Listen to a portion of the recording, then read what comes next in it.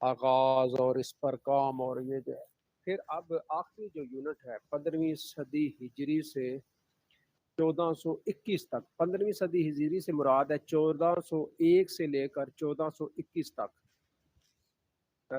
اس دوران یعنی 21 سالوں میں بر صغیر پاک و ہند یعنی پاکستان، ہندوستان، بنگلہ دیش ہے، یہ جو کشمیر ہے ہمارا،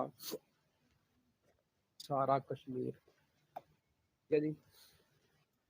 اس میں اس والے سے کیا کچھ کام ہوا؟ سات ان جو کچھ کام ہوا ہے ان میں سے تفسیری کام یعنی 7 تفاسیر جو ہیں وہ منتخب کی گئی ہیں.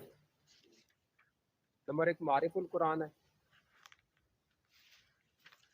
محمد ادریس کاندیلوی. نمبر 2 ہے تفہیم القرآن، ابو العلا مودودی. نمبر 3 ہے تفسیر ضیاء القرآن، پیر محمد کرم شاہ الازری. تدبر القرآن، امین احسن اصلاحی. تبیان القرآن، غلام رسول سعیدی.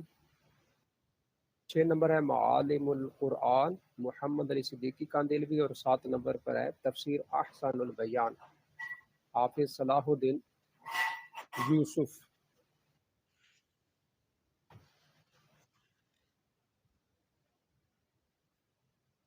ٹھیک ہے جی.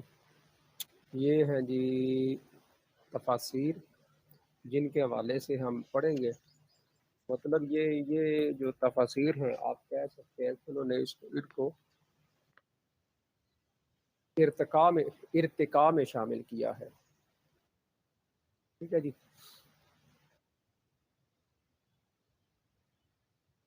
ترقی کے دور میں یعنی آپ کہہ سکتے ہیں کہ یہ جو تفاسیر ہیں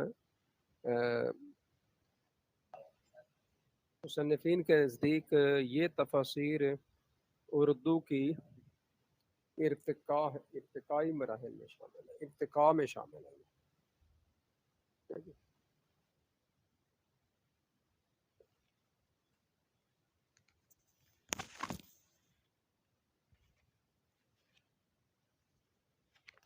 چلیں جی. وعلیکم السلام.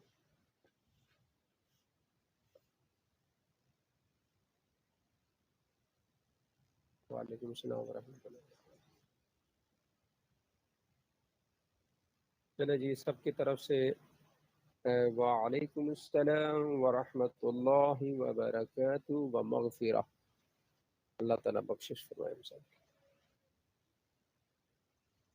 یہ پڑھتے ہیں اور آخر میں کچھ چند ایک باتیں معروضات یعنی جو پند و نصیحت.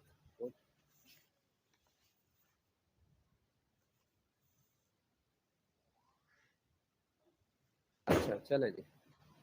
سب سے پہلے ہے جی معالم القرآن. معالم القرآن، معالم القرآن. ہاں یہ جی محمد علی صدیقی کاندیلوی صرف 12 پاروں پر مشتمل یہ تفسیر ہے. اور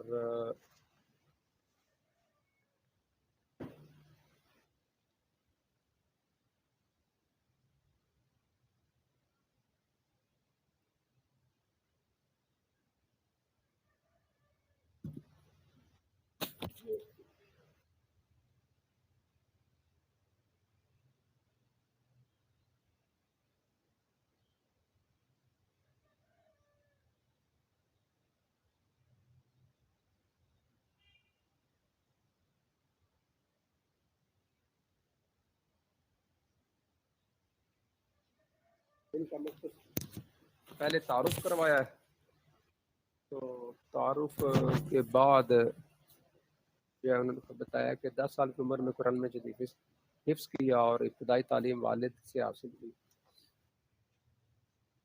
چلیں جی. یہ ضلع مظفر نگر کمشنری میرٹھ صوبہ یو پی انڈیا میں ہے. اچھا مظفر نگر آئی.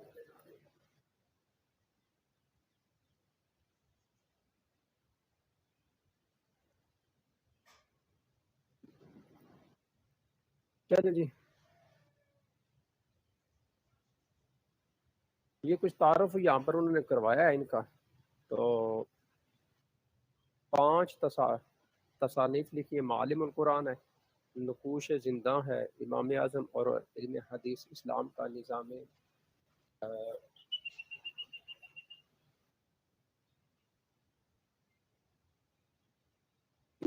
اور سنت کی آئینی حیثیت. اچھا، یہ سنت کی آئینی حیثیت جو ہے نا، محمد علی صدیقی کا دہلوی، اور سنت کی آئینی حیثیت ہے ابو العلا مودودی کی ہے. پیر کا تعارف، اس کی خصوصیات. آپ نے قرآن مجید کی ایک تفسیر لکھی جس کا نام معالم القرآن رکھا، اور علمی لحاظ سے یہ تفسیر بہت اہمیت کی حامل ہے. آپ نے بتائی 12 پاروں کی تفسیر لکھی ہے جی، مکمل نہیں ہے یہ جی، کہ زندگی نے ساتھ نہیں، جس کے باعث سے بقیہ پاروں کی یہ تفسیر مکمل ہے نہ ہو سکی. قرآن مجید کی تفسیر معالم القرآن اصل حاضر کے تقاضوں کو مد نظر رکھ کر کی گئی ہے. اس میں عصر حاضر کے مسائل کا حل پیش کیا گیا. اس کی خصوصیات کچھ درج ذیل ہیں. کون کون سی؟ معالم القرآن کا طرز بیان اور اسلوب نگارش سلیس اور عام فہم ہے. ٹھیک ہے جی. اس میں قرآن پاک کے حقائق و معارف اور اللہ تعالیٰ کے ابدی پیغام کو نہایت سادہ اور سادہ انداز میں پیش کیا گیا. معالم القرآن میں مختلف مقامات پر فتنہ استشراق بتایا ہے نا، جو وہ مغربی کافر، جو مغربی جو مشرقی علوم کے ماہر ہوں. اس سے مراد ہوتا ہے یہ قرآن و حدیث. اور یہ جو ہے، تو یہ جو کافر لوگ ہوتے ہیں ہمارے مذہب کی، وہ اسٹڈی کرتے ہیں اور مختلف مقاصد ہوتے ہیں.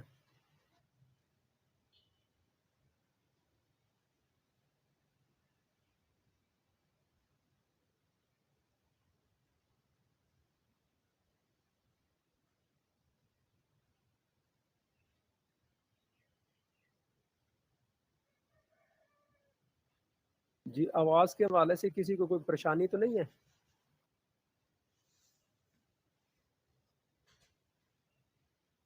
اچھا چلیں، جن کو پریشانی ہو نا پھر ان کو آپ اس کا حل بھی بتا دیا کریں نا. آواز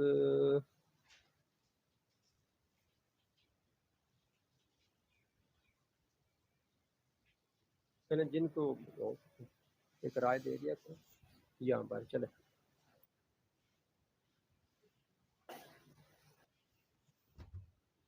اس کے محرکات، مقاصد اور مقاصد کے اصول کے وسائل کی تفصیل سے توضیح کی گئی ہے، اور ان کی اسلام دشمنی کو بیان کیا. اچھا، یہ مستشرقین ان میں سے چند ایک نے اسلام بھی قبول کیا، اسلام کی حقانیت کو جب پڑھا، لیکن بہت کم. زیادہ تر ان لوگوں نے قرآن پاک کو پڑھ کر نا، یہ اب بھی نا مختلف ممالک میں، خاص طور پر یہ امریکہ میں اور انگلینڈ میں کچھ مدارس بنائے گئے ہیں، ان وہاں کی حکومتوں نے بنائے ہیں. وہاں پر وہ اپنے لوگوں کو نا قرآن و حدیث پڑھاتے ہیں، پھر پڑھا کر ہمارے ممالک میں بھیجتے ہیں. یہاں پر وہ آ کر امامت کرواتے ہیں، دین کی تعلیم تربیت سارا کچھ کرتے ہیں. لیکن ہم ہوتے ہیں وہ ایجنسیوں کے لوگ ہیں، انٹرنیشنل جو ایجنسیز ہوتی ہیں یا اسٹیبلشمنٹ کے لوگ ہوتے ہیں. وہ استشراق کے محرکات دینی بھی تھے، سیاسی، اجتماعی اور اقتصادی، اور کم سے کم اور علمی بھی. دینی محرک واضح ہے، اس کا آغاز پادریوں سے ہوا اور آتا حال وہی یہ کام کر رہے ہیں. ٹھیک ہے نا، یہ بتا دیا انہوں نے، پادری اب بھی کام کر رہے ہیں.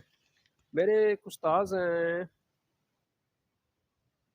حضور قبلہ ڈاکٹر سید سلطان شاہ صاحب، انہوں نے پی ایچ ڈی کیا اس پہ،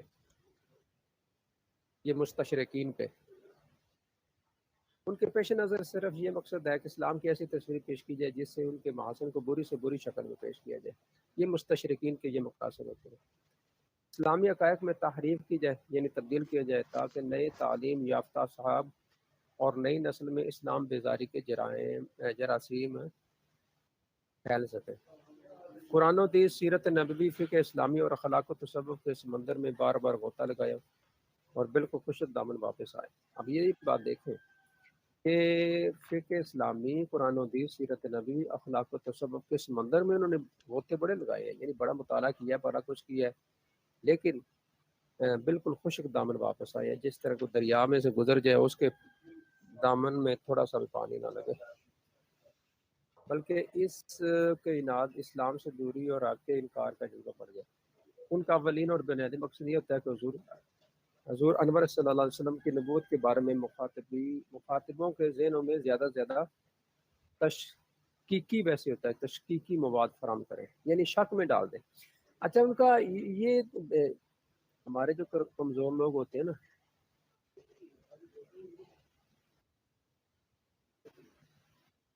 اچھا ان کا یہ مقصد نہیں ہوتا کہ وہ سب کو مطلب کافر بنا دیں۔ 10:30۔ اچھا یہ ان کا مقصد یہ نہیں ہوتا کہ وہ سب کو مطلب کہ اپنے دین پہ لے آئیں، کیونکہ دین میں آتے بھی لوگ کم ہیں۔ جو دنیا پرست لوگ ہوتے ہیں نا، وہ پتہ ہے آپ کو پیسے کی خاطر وہ دین جو ہے نا بیچ ڈالتے ہیں اور لوگ جہاں ادھر ادھر جا رہے ہیں۔ اصل میں ان کا مقصد یہ ہوتا ہے کہ ان کو شک و شبہات میں ڈال دیں۔ جب کوئی بنا اپنے مذہب کے بارے میں نا،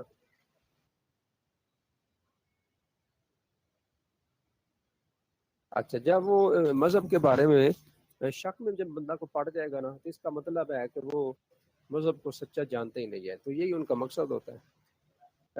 یہ صدیقی قادری نے اپنی تفسیر میں متعدد مقامات پر مستشرقین کی بابت تفصیلی بات کی ہے اور دور حاضر میں استشراق بہت بڑا فتنہ قرار دیا ہے، کیونکہ تفسیر حدیث اور اس پر یہ انہوں نے کام کیا جی۔ سیرت حدیث فقہ و کلام صحابہ و تابعین ائمہ مجتہدین محدثین فقہاء کرام مشائخ و صوفیاء روات حدیث فنوں جرح و تعدیل اسماء الرجال حدیث کی حجیت تدوین حدیث فقہ اسلامی تماخذ اور فقہ اسلامی کا ارتقاء، ان سب میں ہر موضوع کے متعلق مستشرقین کی کتابوں تحقیقات میں اتنی تشکیکی مواد پایا جاتا ہے، سمجھے نا؟ یعنی دیکھ لیں کہ یہ جو لوگ ہیں یہ مختلف ہمارے جو صرف ایک میں نہیں تمام طور میں وہ مطالعہ کرتے ہیں، پھر وہ اس میں جو ہے نا شکوک و شبہات پیدا کرتے ہیں۔ چلے یہ ان کا ایک انداز ہے۔ دوسرا یہ کہ معالم القرآن میں فلسفہ ولی اللہ کے متفرق کتابوں میں بکھرے ہوئے گراں قدر جواہرات آسان اور عام فہم میں الفاظ میں بکثرت ملتے ہیں۔ فلسفہ ولی اللہ محدث دہلوی، ٹھیک ہے نا؟ شاہ ولی اللہ نے حجت البالغہ میں اس طرف اشارہ کیا ہے کہ اعظم الانبیاء شانہ من اللہ نون آخر من الباس، نبیوں میں اونچی شان والا نبی وہ ہے جس کی نبوت کے پیش منظر میں ایک جدید قسم کی بعثت بھی ہو۔ معالم القرآن میں قرآن مجید کے ہر پارے کے لیے ایک جلد کو مختص کیا گیا، ٹھیک ہے نا؟ جس طرح 30 پارے ہیں تو پھر 30 جلدیں۔ کندیلوی تفسیر سے قبل ہر پارے کا خلاصہ بیان کرتے ہیں۔ پارہ نمبر 1 کی تفسیر سے قبل عنوان کے طور پر لکھتے ہیں کہ پہلا پارہ ایک نظر میں کہ تحت اللہ کی ذات صفات، مطلب وہ سارا کچھ بیان کر دیتے ہیں نا، اس کے اندر جو کچھ ہوتا ہے، یہ ان کا انداز ہے۔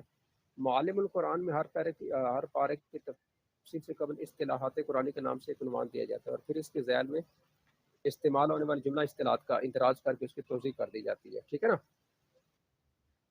مثلا جس طرح احیاء ہے، احسان ہے، اخلاص ہے، اسلام ہے، انفاق ہے، ایمان باللہ ہے، یہ جو اصطلاحات ہے، تعریف ہے، تفریق ہے بین الرسل، یہ ان کی وضاحت کرتے ہیں۔ معالم القرآن میں دہلوی ناظرین کی آسانی کے لیے ہر آیت پر عنوان قائم کرتے ہیں اور آیت کی تشریح سے قبل ہے آیت کا مدعا و مقصد اور سیاق و سباق بنانے کے لیے ایک مختصر سی تمہید پیش کرتے ہیں۔ عنوان اور تمہید سے آیات کا مطلب سمجھنے میں مدد ملتی ہے۔ چلے جی، یہ کچھ باتیں انہوں نے یہاں پر ذکر کی ہیں، تو ان کا یہ انداز ہے۔ اس سے پہلی آیت کا کام کرنے کا شروع کی گئی، مطلب یہ ہے کہ انہوں نے ایک انداز بتا دیا کہ وہ کیا کام کرتے ہیں۔ پھر معالم القرآن کے جو مصنف ہے وہ کلمات کے ساتھ ایک آیت کا دوسری آیت سے ربط دیا۔ یہ میں نے آپ کو بتایا تھا، مختلف جو مفسرین ہیں وہ آیات کا آپس میں جو ربط ہوتا ہے نا، ان کا تعلق جو ہوتا ہے اس کو ضرور بیان کرتے ہیں،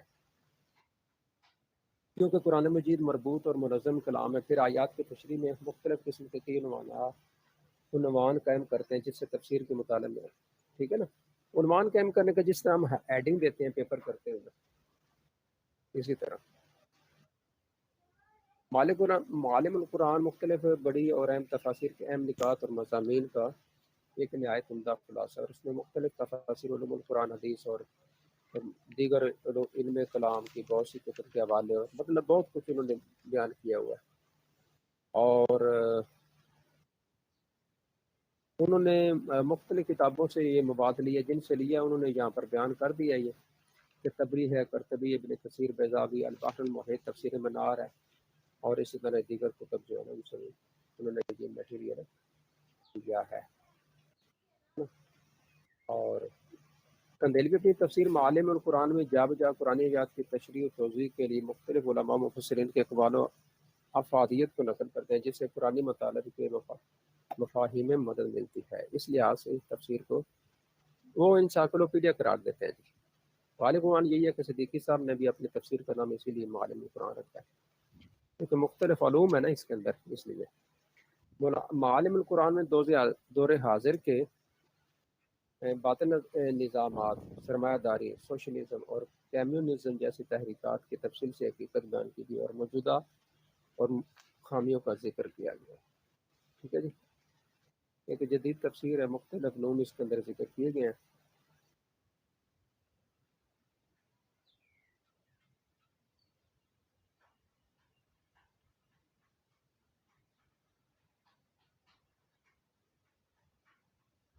چلو تھینک یو سو مچ، اللہ آپ کو برکت دے۔ میری بیٹی کا نام بھی عائشہ ہے۔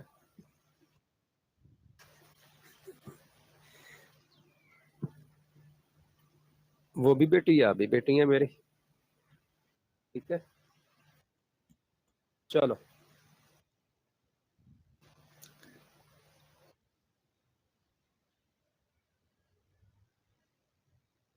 چلے جی، اچھا جی، یہ جو تفسیر ہے معالم القرآن، اس کے حوالے سے ہم نے پڑھا ہے کہ مختلف علوم اس کے اندر موجود ہیں، اور خاص طور پر اس کی جو انفرادیت ہم نے یہاں پر پڑھی ہے نا، وہ یہ ہے کہ اس کے اندر جو مستشرقین کے حوالے سے نا کافی میٹیریل انہوں نے دیا ہے۔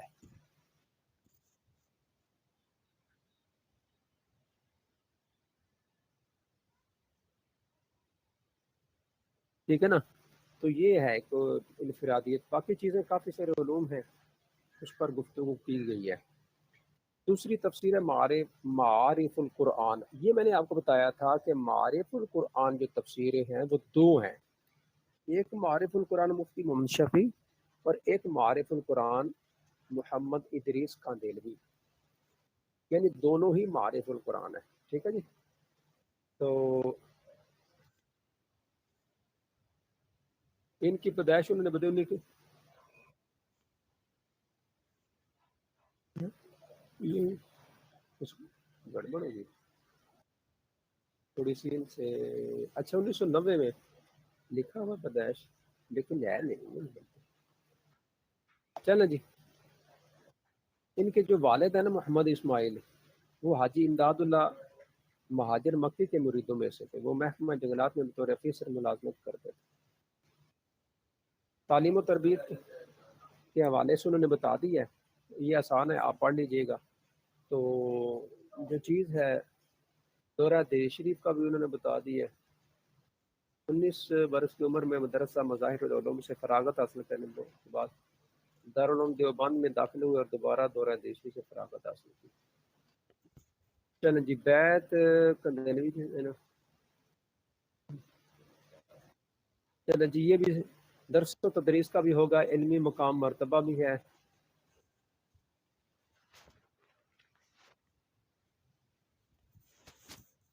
چلیں جی، مختلف جو علماء ہیں انہوں نے کیا کہا ہے محمد ادریس کندیلوی کے بارے میں، تو وہ بھی لکھا ہوا ہے۔ تصانیف جو ہیں ان کی یہاں پر جو ہیں وہ 8 تصانیف ہیں۔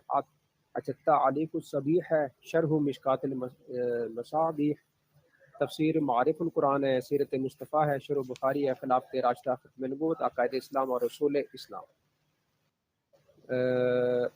1974 کو وفات ہے جی۔ اچھا یہ نا شروع میں ایک بات کو آپ ذرا اس کو درست کر لیجئے گا، یہاں پر انہوں نے لکھا ہے کہ 1990 میں 1367 بمطابق 1990 میں بھوپال میں پیدا ہوئے، تو یہ غلط ہے، 1990 نہیں ہے، 1367 کے حوالے اگر حساب سے بھی رکھا جائے تو پھر یہ نہیں بنتی، کیونکہ وفات کے حوالے سے لکھا ہوا ہے کہ وفات ہے ان کی 1974 میں، اب ایسا تو نہیں ہو سکتا کہ ایک بندہ 1990 میں پیدا ہو اور 1974 میں وفات ہو، یہ ممکن نہیں ہے،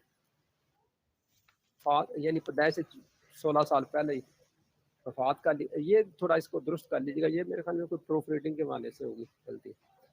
وجہ تالیف یہ لکھی ہے یہاں پر، تو اس پر زیادہ کوئی گفتگو کرنے کی ضرورت نہیں ہے، کیونکہ یہ باتیں ہوتی ہیں آسان، جس لیول پر آپ ہیں نا اس لیول پر یہ باتیں بتانے کی ضرورت نہیں ہوتی کہ یہ کہاں پر ہے، یہ مطلب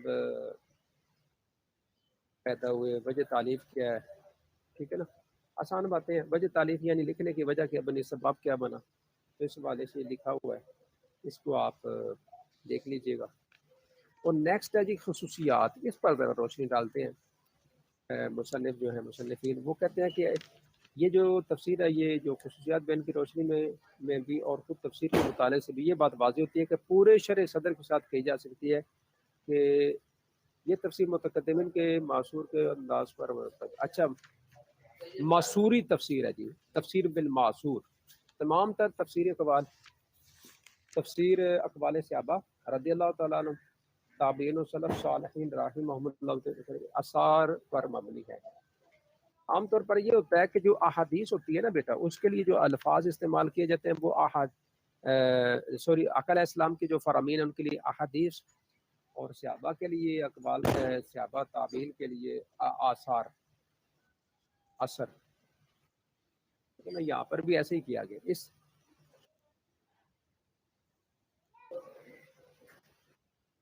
جی انہوں نے اپنی تفسیر کو احادیث، آثار صحابہ رضی اللہ عنہ، اقوال سلف صالح رحمہ اللہ تعالیٰ پر مشتمل بتایا۔ دوسری جانب علماء محدثین و مفسرین کے سامنے کس قدر تواضع کا اظہار کیا۔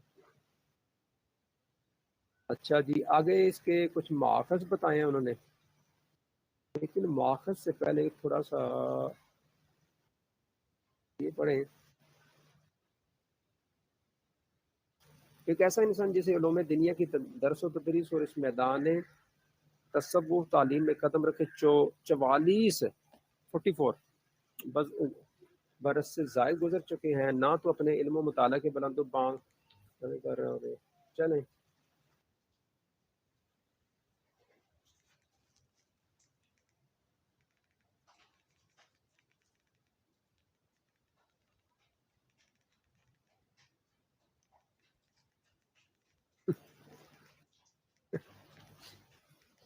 جی معارف القرآن کے ماخذ و مصادر پر نظر ڈالے تو ہی یہی احساس ہوتا ہے کہ یہ ایک معصوری، تو مجھے ایک چیز جو محسوس ہو رہی ہے نا یہاں پر، یہ جو تفسیر ہے، یہ تفسیر معارف القرآن جو ہے یہ ایک معصوری تفسیر بالمعصور ہے، اور یہ علامہ سیوطی کی جو ہے نا الدرر المنثور، اور اس کے علاوہ قاضی ثناء اللہ پانی پتی کی تفسیر مظری، ابن کثیر اور دیگر تفسیر القرآن عظیم ہے، اور مفاتیح الغیب، روح المعانی اور جامع البیان، اس طرح دیگر جو تفسیر ہیں ان سے یہ مٹیریل لیا گیا ہے۔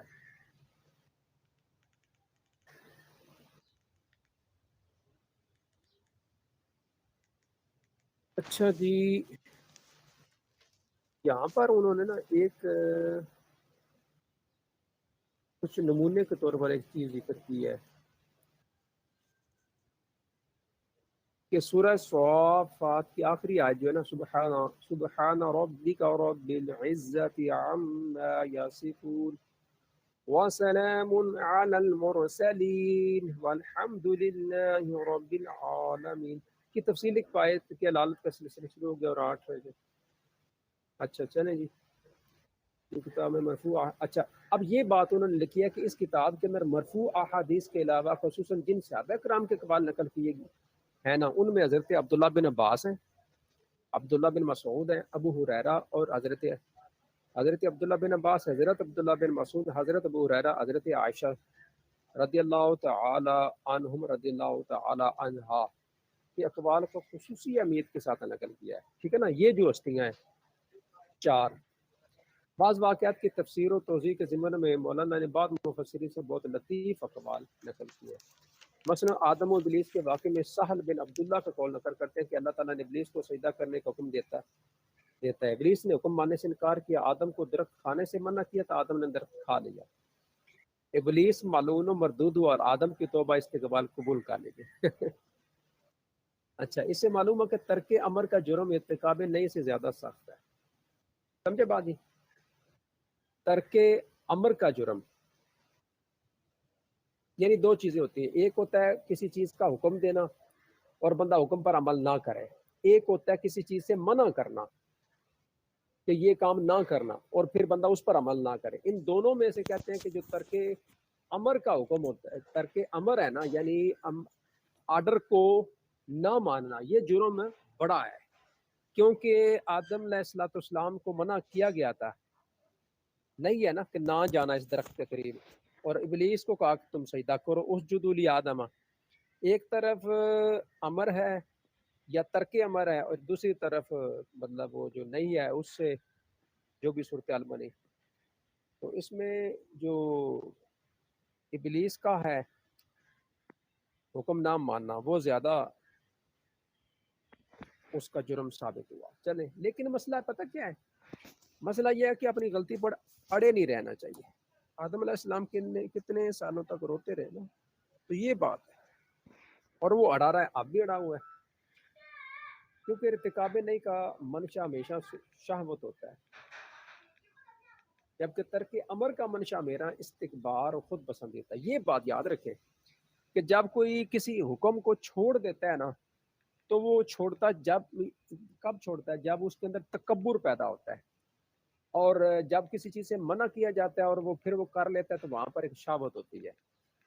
تو تکبر شہوت پرستی سے زیادہ بڑا گناہ ہے، سمجھے؟ شہوت اور خواہشات نفس کی وجہ سے اگر کوئی شخص معصیت میں مبتلا ہو تو اللہ تعالیٰ اس کو معاف کر دیتا ہے، لیکن جس کے قلب میں ذرا برابر بھی تکبر، وہ جنت میں داخل نہیں ہو سکتا۔ یہ تو آپ کو پتہ ہی ہے نبی سے کچھ۔ چلیں، یہ انہوں نے ایک بات لکھی ہے، تو یہاں پر وہاں پر ہم یہ تو نہیں خیر کہہ سکتے کہ حضرت آدم علیہ السلام کے اندر کوئی شہوت کی بات تو نہیں کہہ سکتے، اس پر مجھے تھوڑا سا علمی طور پر اختلاف ہے کہ آدم علیہ السلام نے کوئی شہوت ہو یا کوئی وہ نہیں، مطلب یہ کہہ سکتے ہیں کہ ایک میں ویسے میری جو رائے ہے نا اس حوالے سے وہ یہ ہے کہ آدم علیہ السلام کو منع کیا گیا اور انہوں نے وہ درخت کے قریب چلے گئے۔ اس بارے میں میری جو رائے، میں یہ کہتا ہوں کہ یہ ایک حکمت برا کام تھا، ایک بات تھی، تو چونکہ وہ ہمارے والد ہیں، باپ ہیں، اپنے باپ کے بارے میں اپنے انسان کو جو ہے نا وہ ایک محتاط رویہ اختیار کرنا چاہیے۔ تو میرا اس حوالے سے جو محتاط رویہ، میں کبھی بھی نہیں کہتا کہ آدم علیہ السلام نے نعوذ باللہ غلطی کی، کبھی بھی نہیں، الحمدللہ اللہ کا فضل ہے، کبھی بھی نہیں کہا۔ بس یہی کہتا ہوں کہ ایک کام تھا، ایک حکمت تھی، ایک حکمت برا فعل تھا۔ تو اب دیکھیں نا، وہ آدم علیہ السلام ہیں، ان سے میرے آقا علیہ السلام ہیں، تمام انبیاء ان کی اولاد سے ہیں، تمام رسول ان کی اولاد سے ہیں، تمام مقدس ہستیاں ان کی اولاد سے ہیں، حضرت جو صحابہ کرام ہیں، اتنی بڑی ہستیاں، وہ بھی آدم علیہ السلام کی اولاد سے ہیں، کتنے بڑی یہ ساری ہستیاں ان کی اولاد سے ہیں، تو ان کا اپنا مقام اور مرتبہ، پھر اللہ معاف کرے، ایسا تو نہیں ہو سکتا کہ وہ نعوذ باللہ کی شہوت کی طرف جائیں، ٹھیک ہے نا، ایسا نہیں ہو سکتا۔ اصل میں یہ ہوتا ہے کہ حکمت ہوتی ہے، اب جب مرکز کوئی مشکوک کر دیا جائے تو آگے پھر کیا بنے گا؟ لہٰذا اس میں یہی ہوتا ہے کہ اللہ تبارک و تعالیٰ کے وہ برگزیدہ بندے ہیں، انسانیت کے باپ ہیں، بلکہ انسانیت کے نہیں، آپ دیکھیں کہ حضرت حوا کا بھی آغاز وہیں سے ہوتا ہے، عورتوں مرد سب کا آغاز آدم علیہ السلام ہے، یعنی آدم علیہ السلام اور حوا دونوں ملے تو اولاد ہوئی، لیکن مجھے یہ بتائیں کہ حوا کو کہاں پیدا کیا گیا؟ وہ بھی تو آدم علیہ السلام کی ٹیڑھی پسلی سے پیدا ہوئی نا۔ اس کا مطلب ہے کہ دونوں میں سے پھر آگے جو پوری انسانیت کی اصل حضرت حوا علیہ السلام اور آدم علیہ السلام ہے، پھر ان دونوں میں جو اصل ہے وہ آدم علیہ السلام ہے۔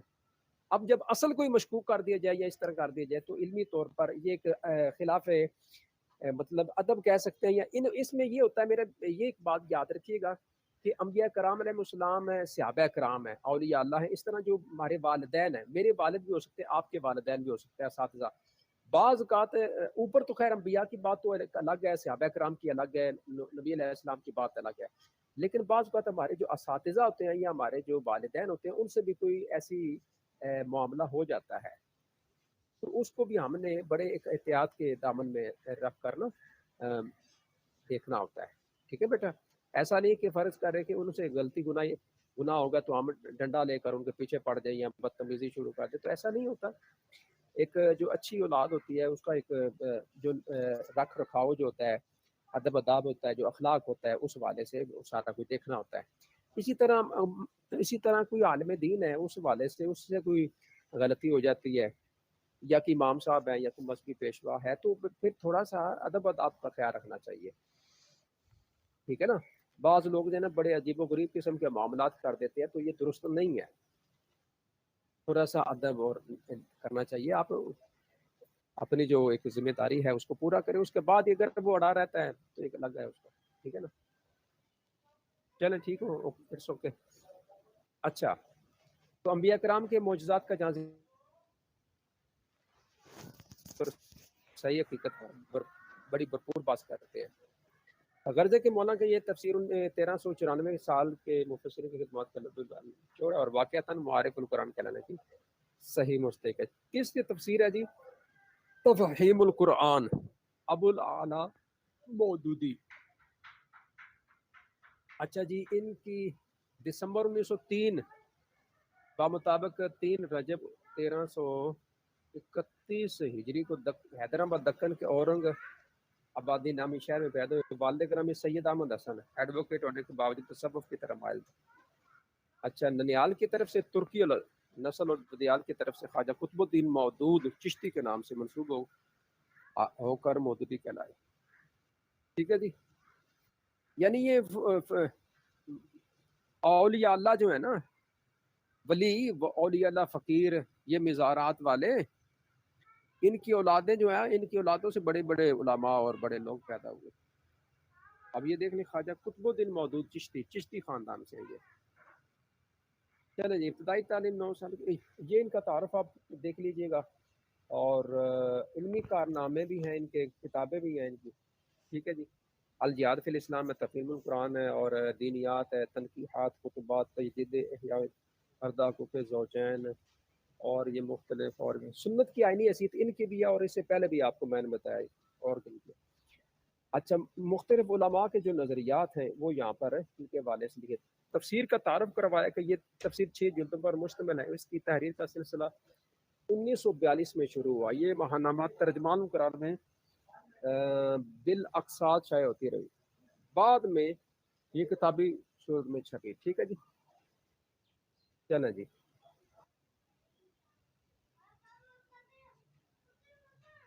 مقصد تعلیم بھی انہوں نے لکھا ہے کہ اس کام میں میرے پیش نظر علماء.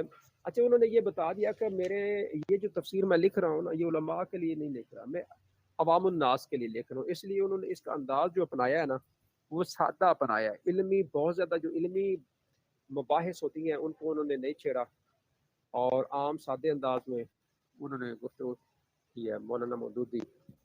ٹھیک ہے جی. چلیں جی. اور تفہیم القرآن کے حوالے سے مختلف علماء کے جو نظریات ہیں, خیالات ہیں, وہ باتیں لکھی ہیں. اب باتیں ہیں جو ہمارا ایک جو ٹاپک ہے اصل, وہ کیا ہے کہ خصوصیات تفہیم القرآن. ٹھیک ہے نا. اس کو بھی ذرا آپ دیکھیے گا. اچھا, یہ تفہیم القرآن بہت ساری ایسی خصوصیات کی حامل ہے جو اسے دیگر جو معاصر تفسیروں میں منفرد مقام دلاتی ہے. زبان اور انداز بیان سادہ ہے. ٹھیک ہے. غیر علمی ادق باتیں اور خشک موضوعات بھی دلکش انداز تحریر سے لبریز اور شان معمول ہوتے ہیں. اچھا, با محاورہ ترجمہ ہے جی. تفسیر تفہیم القرآن کی منفرد خصوصیت اس کا ترجمہ جو تفسیر کی بنیاد ہے, اساس یعنی. تو ترجمے کی ترجمانی کا اسلوب اختیار کیا. ایک ہوتا ہے نا بالکل لفظی ترجمہ, تو ایسا نہیں کیا. یعنی جو مرادی ترجمہ ہوتا ہے نا, مفہوم یعنی جو نکلتا ہے جس سے, تو اس کو بیان کیا ہے. قرآن کی ایک عبارت کو پڑھ کر جو مفہوم میری سمجھ میں آتا ہے, اور جو میرے اثر جو اس میں دل پر پڑتا ہے, اسے حتی الامکان صحت کے ساتھ اپنی زبان پر منتقل کر دوں, یہ انہوں نے کہا ہے. ٹھیک ہے جی. نظم قرآن کا نیا تصور. نظم قرآن سے مراد ہوتا ہے قرآن پاک کے جو الفاظ ہیں, اس سے یہ ہوتا ہے نظم قرآن. وہ نظم نہیں ہوتی جو اردو میں ہوتی. اس تفسیر کی ایک اہم خصوصیت نظم قرآن کا ایک نیا تصور ہے. وہ اس طرح کے قرآن کے موضوع، مرکزی مضمون اور مدعا سے ہر صورت اور ہر آیت کا ربط بیان کیا. یعنی چونکہ قرآن پاک کا موضوع کیا ہے، مین موضوع، اس موضوع کے ساتھ جو چیزیں ہیں نا وہ ریلیٹڈ کی ہیں. اول تاخیر اس کے مضمون آپس میں مربوط ہیں، ملے ہوئے ہیں. ٹھیک ہے جی. چلو جی، چوتھی چیز جو خصوصیت لکھی ہے وہ ہے فقہ القرآن.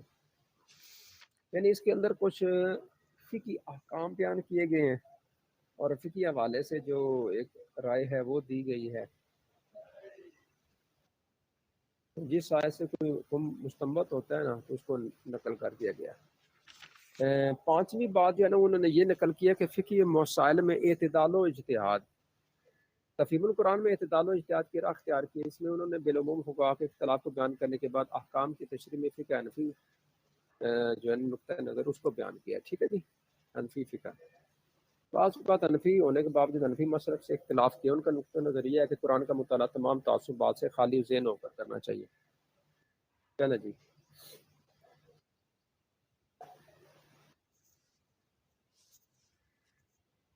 نیکسٹ انہوں نے بتایا کہ تفہیم القرآن میں اسلامی قانون، قانون بغاوت، قانون شہادت، یعنی جب کوئی باغی ہو جائے تو اس کا پھر کیا قانون ہوتا ہے اس والے. قانون صلح و جنگ، بین الاقوامی قانون، قوانین وغیرہ شامل ہے. اچھا، روایات کا ناقدانہ جزا، یعنی جو اپنی تفسیر میں احادیث و آثار کو موقع بوقع بیان کیا ہے نا، لیکن کسی بھی جگہ قرآن حقائق کو نظر انداز نہیں ہونے دی. انہوں نے حدیث کے قبول و رد میں سلف صالحین کی قواعد و ضوابط کو بنیاد بنایا ہے. یعنی جو بزرگوں نے پہلے لکھ دیا اہل علم نے کہ یہ حدیث مطلب کس لیول کی ہے، اس کی صحت کے حوالے سے، اور ان کی قواعد کی روشنی میں ان کا تنقیدی جائزہ لیا ہے. قرآن مجید کی حقانیت سے ٹکرانے والی کسی بھی روایت کو رد کر دیا ہے. یہ مسلک اصل میں مسلک تحقیق و احتیاط ہے، نہ کہ مسلک انکار. چلے جی. مذاہب کا تقابلی مطالعہ، یعنی تقابل ادیان کے حوالے سے مختلف جو ویسے انہوں نے یہودیت پر اور عیسائیت پر بھی کام ہے ان کا، اور بھی کتابیں لکھی ہیں ویسے یہودیت. اور چلیں اس میں یہودیت کی نسل پرستی. نسل پرستی سے مراد یہ ہوتا ہے کہ یہودی جو ہے نا وہ کہتے ہیں کہ یہودی صرف وہی ہے جس کے ماں باپ یہودی ہوں، یعنی جو خاندانی یہودی ہو. باہر سے یہودی کو داخل نہیں ہونے دیتے. کو عیسائیوں کا عقیدہ تو تثلیث ہے، تین خداؤں کا، اللہ خدا، اس کا بیٹا عیسیٰ علیہ السلام اور روح القدس. مصلوبیت مسیح، یعنی اس طرح کے جو مسائل ہیں اس پر گفتگو کی ہے. اس کے بعد یہ بیان کیا ہے کہ کلامی مسائل کا اہتمام کیا ہے، عقیدے کے حوالے سے جو مسائل ہیں ان پر گفتگو کی ہے. پھر اس کے بعد عصری علوم اور جدید فکر جدید کا چیلنج جو ہے، یعنی اس وقت ہمارے ہاں اس وقت کیا چیلنج ہے. چیلنج سب سے بڑا یہی ہے کہ پوری امت جو ہے نا وہ تقریباً اکثر سوئے ہوئے ہیں، اور ہم پر جو ایسے ایسے مطلب حاکم مسلط ہیں کہ ہم کچھ بھی نہیں کر سکتے.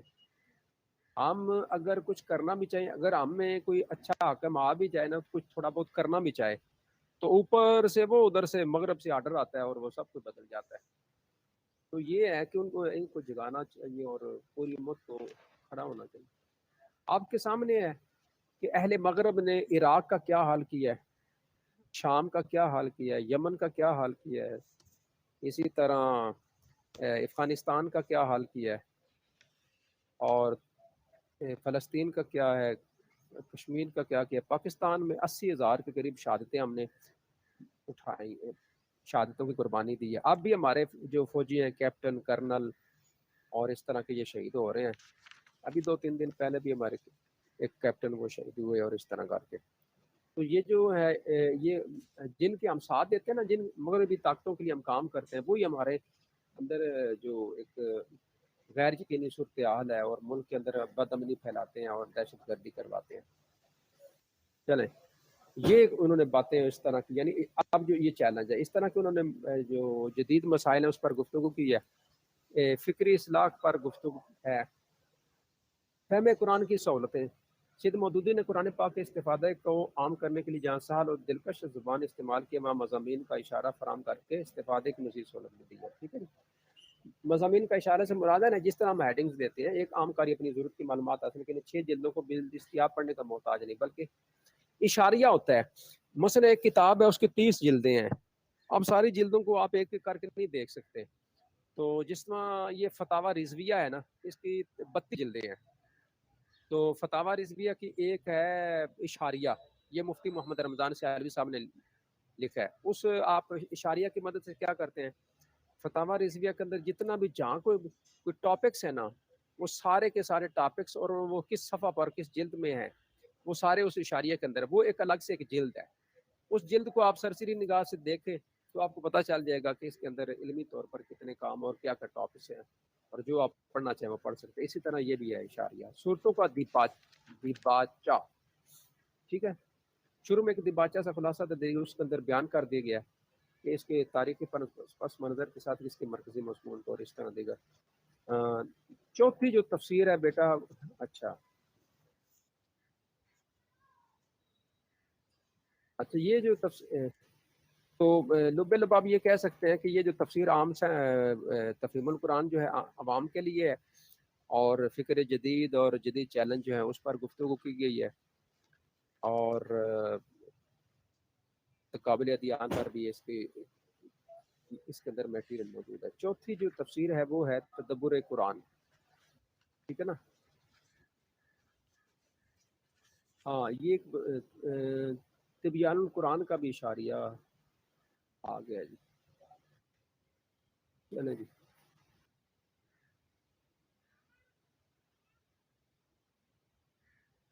تدبر قرآن ہے جی, امین احسن اصلاحی مفسر کا تعارف ہے مختصر سا. یہ ضلع اعظم گاڑا انڈیا کے گاؤں میں پیدا ہوئے اور والد کا نام محمد مرتضیٰ ہے. 1914 سے 1990 تک پڑھایا جا رہا ہے. یہ چیزیں جو آسان ہے, اس کو آپ پڑھ لیجیے گا. علمی خدمات کے والے سے لکھا ہے. پھر تفسیر کا جو تعارف وہ انہوں نے لکھا ہے, ٹھیک ہے جی.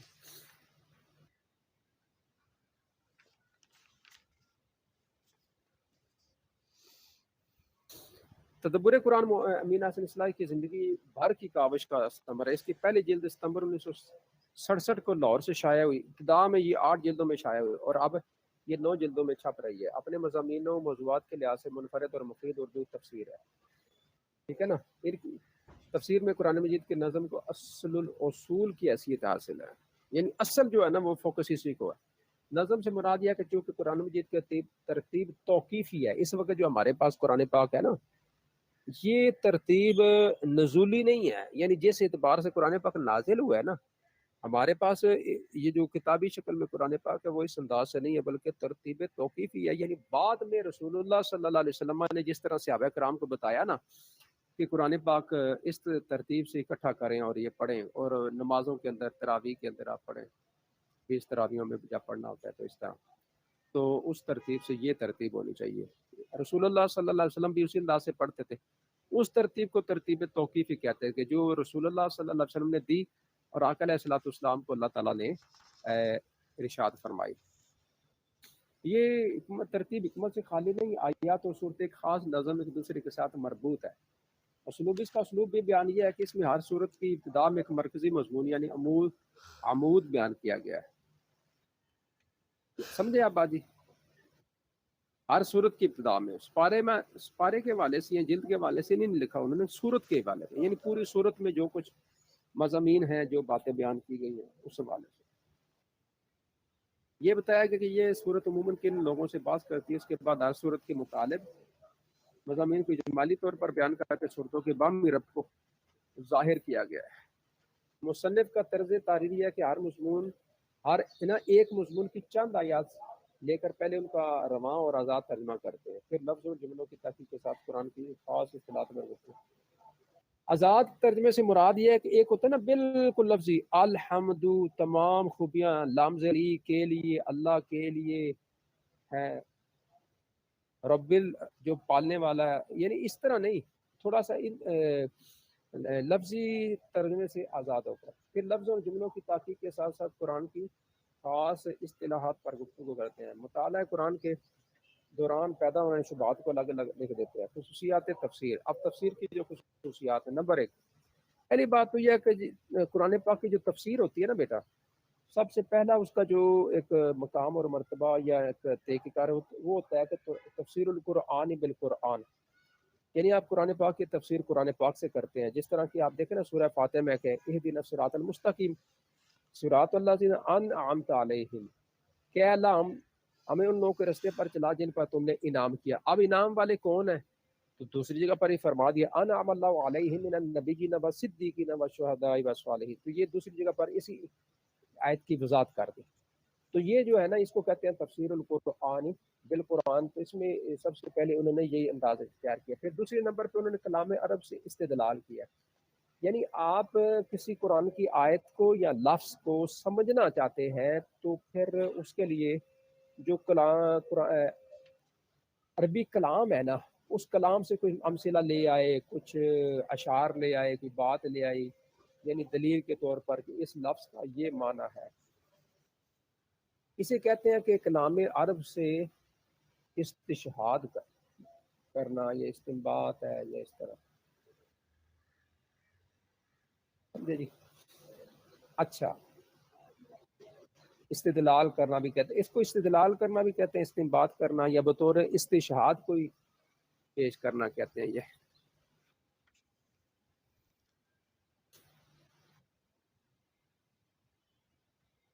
اب انہوں نے یہ بستعینوا بالصبر والصلاۃ، صبر کا مفہوم متعین کر کے لکھا کہ یہ یاد رکھنا چاہیے کہ عربوں کے نزدیک صبر عجز و تزلزل کے قسم کی کوئی چیز نہیں ہے، بلکہ یہ عزم اور قوت کی بنیاد ہے. یہ بات یاد رکھنا، جو لڑکی یا لڑکا یا مرد یا عورت ہے حوصلے والا ہوتا ہے نا، ہمت والا ہوتا ہے، وہی صبر کرتا ہے. جو حوصلے اور ہمت سے آری ہوتا ہے نا، اظہار ہوتا ہے، وہ صبر کو چھوڑ دیتا ہے. صبر بڑا ہمت والا کام ہے، بڑے طاقتور لوگ کرتے ہیں. کمزور بندے کا کام میں صبر کرنا تھوڑا ہی ہے، وہ تو پھٹ پڑتا ہے. نظم قرآن، اصلاحی نے زیادہ تر نظم قرآن پر زور دیا. ان کے نزدیک نظم سے مراد ربط آیات و سور ہے، یعنی صورتوں، قرآن پاک کی صورتوں اور آیات کا آپس میں ربط، کیونکہ نظم کلام کسی کلام کا ایسا جزو لا ینفع کہ جس کے بغیر کسی عمدہ کلام کا تصور نہیں ہو سکتا. چنانچہ تاریخ فرماتے ہیں قرآن کی حکمت اجزائے کلام سے نہیں بلکہ تمام تر نظم کلام سے، یعنی اس کو آپس میں جوڑنا. ٹھیک ہے نا. قول واحد، اس تفسیر میں مختلف اقوال بیان کرنے کے بجائے ایک ہی قول کو اختیار کیا. اچھا، بعض لوگ ہوتے ہیں جو مختلف جو علمی بحث ہوتی ہے نا وہ کرتے ہیں کہ فلاں امام نے یہ فرمایا اس حوالے سے، فلاں امام نے یہ فرمایا، فلاں نے یہ فرمایا. لیکن بعض جو ہے نا اس طرح کے مختلف اقوال کو وہ ذکر نہیں کرتے. ان کا اپنا ایک اسلوب ہوتا ہے، وہ صرف جو متفق علیہ قول ہوتا ہے نا، یعنی قول واحد جو ہوتا ہے اس کو ہی ذکر کر دیتے ہیں. فقاہت، مصنف فقی مسلک کے لحاظ سے آزاد خیال نظر آتے ہیں. ٹھیک ہے نا، یعنی وہ کسی ایک فقہ یعنی حنفی، مالکی، شافعی، حنبلی کے ساتھ منسلک نظر نہیں آتے، کسی خاص فقہ یا کلامی مسلک کے پیروکار نہیں ہے. وہ عام احادیث سے استدلال کرنے کے بجائے حدیث متواترہ و مشہورہ کو عام فہم قرآن کا بہت بڑا وسیلہ مانتے ہیں. چلیں جی، منطقی جو ایک گفتگو ہے، کلامی جو مباحث ہیں، کلامی سے مراد ہوتی ہے عقیدے کے حوالے سے، اللہ تعالیٰ کے حوالے سے اور دیگر یہ چیز، تو اس سے وہ پرہیز کرتے ہیں. ٹھیک ہے نا. یہ جی چند ایک بات ہے جی. مدرجہ بالا خصوصیات کے علاوہ داعیانہ انداز ہے، عقلی استدلال، زور بیان اور تشبیہ و استعارہ کا برم محل استعمال اس تفسیر کی خصوصیت ہے. پانچویں تفسیر ہے جی تفسیر ضیاء القرآن. یہ جی پیر محمد کرم شاہ الازہری کی، یہ ازہر سے بھی پڑھے ہیں، جامعہ سے. ان کا بہت بڑا ایک ادارہ ہے بھیرا کے اندر. ٹھیک ہے جی، اس کا نام ہے جامعہ محمدیہ. اسکول کی تعلیم بھی دیتے ہیں وہاں پر، آپ بھی بی اے تک اور باقی بھی. اچھا، یہ جو پیر کو محمد کرم شاہ الازہری ہیں، 21 رمضان المبارک 1336 یکم جولائی 1918 کو بھیرا شریف سرگودا میں پیدا ہوئے. 1998 میں ان کی ولادت ہے. اچھا، یہ پیر ہیں، ٹھیک ہے، پیر. لیکن یہ پیر ایسے تھے کہ اپنے مریدوں سے پتہ کیا کہتے تھے؟ کہتے تھے کہ آپ مجھے اپنا ایک بیٹا دے دو، میں آپ کو جب واپس کروں گا نا وہی بیٹا تو اس سے بہتر حالت میں واپس کروں گا جس حالت میں تم مجھے دو گے. اب مرید تھے, پھر مرید کہتے تھے ٹھیک ہے جی پیر صاحب جس طرح آپ نے کہہ دیا. اب بھی آپ پتہ ہے پیروں کی بات بڑی مانی جاتی ہے. یہ دارالعلوم محمدیہ غوثیہ کے اندر انہوں نے یا اس طرح بچے جو اکٹھے کیے, پھر ان بچوں کو انہوں نے پڑھایا. خود جسٹس بھی رہے ہیں ضیاء الحق کے دور میں, تو ان کو پھر عالم بنایا اور اسکول کی تعلیم وہاں بھی یہ تک ہے. تو انہوں نے یہ تفسیر ان کی ضیاء القرآن ایک تفسیر بھی ہے, تفسیر اس پر کہہ رہا ہوں سیرت پر ضیاء النبی بھی ہے. ٹھیک ہے, تو وہاں پر انہوں نے جی پڑھا ہے, مدرسہ بنایا اور سارا ان کا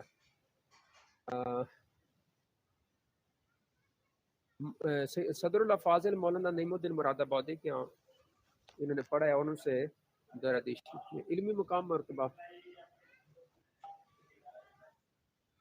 مختلف جو علماء ہیں انہوں نے ان کے بارے میں کیا کہا ہے یہ یہاں پر لکھا ہوا ہے. مختلف اقوال ہیں جی,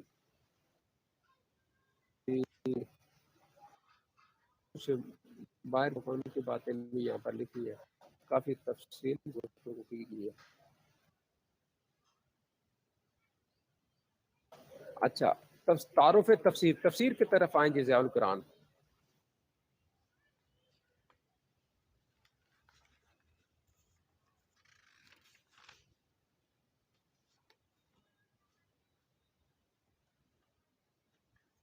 سر پیر کا نام کیا تھا؟ پیر کا نام کیا تھا؟ پیر کا نام پیر محمد کرم شاہ ہے. یہ مرید تھے سیال شریف, خواجہ قمر الدین سیالوی کے ہیں میرے خیال میں یہ مرید اور خلیفہ خواجہ قمر الدین سیالوی.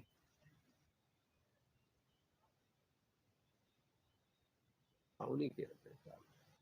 اچھا, یہ تفسیر جو ہے نا ضیاء القرآن, یہ پیر کرم شاہ کی 19 سال کی محنت اور لگن کا ثمرہ ہے جو 5 جلدوں میں 3500 صفحات پر مشتمل ہے.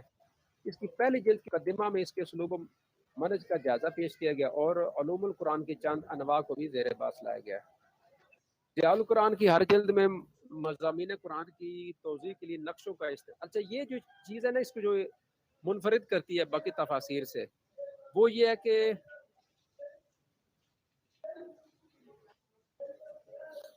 انہوں نے نقشے دیے ہیں. مثلاً وہ مکہ شریف کے اندر جو مختلف جگہ ہیں ان کے نقشے ہیں, مدینہ شریف کی, اور اسی طرح دیگر جو جگہ ہیں جہاں جہاں انہوں نے محسوس کیا کہ انہوں نے نقشے دیے. نقشوں کی مدد سے آپ تفسیر کو سمجھ سکتے ہیں. ضیاء القرآن کے الجلد میں مضامین کو اچھا ہر سورت سے پہلے اس کا تعارف کروایا گیا کہ اس سورت کے اندر کیا کیا چیزیں ہیں.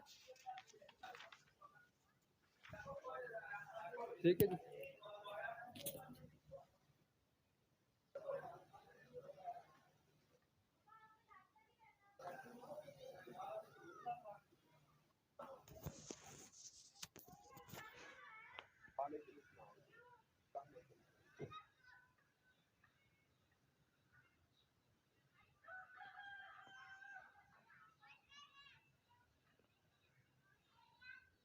اچھا, یہ سورت سے پہلے اس کے جو سورتوں کے نام, آیات اور رکوع کی تعداد, شان نزول, سورہ مکی ہے مدنی ہے, تو یہ اس حوالے سے سارا بیان کر سکتے ہیں. ٹھیک ہے جی.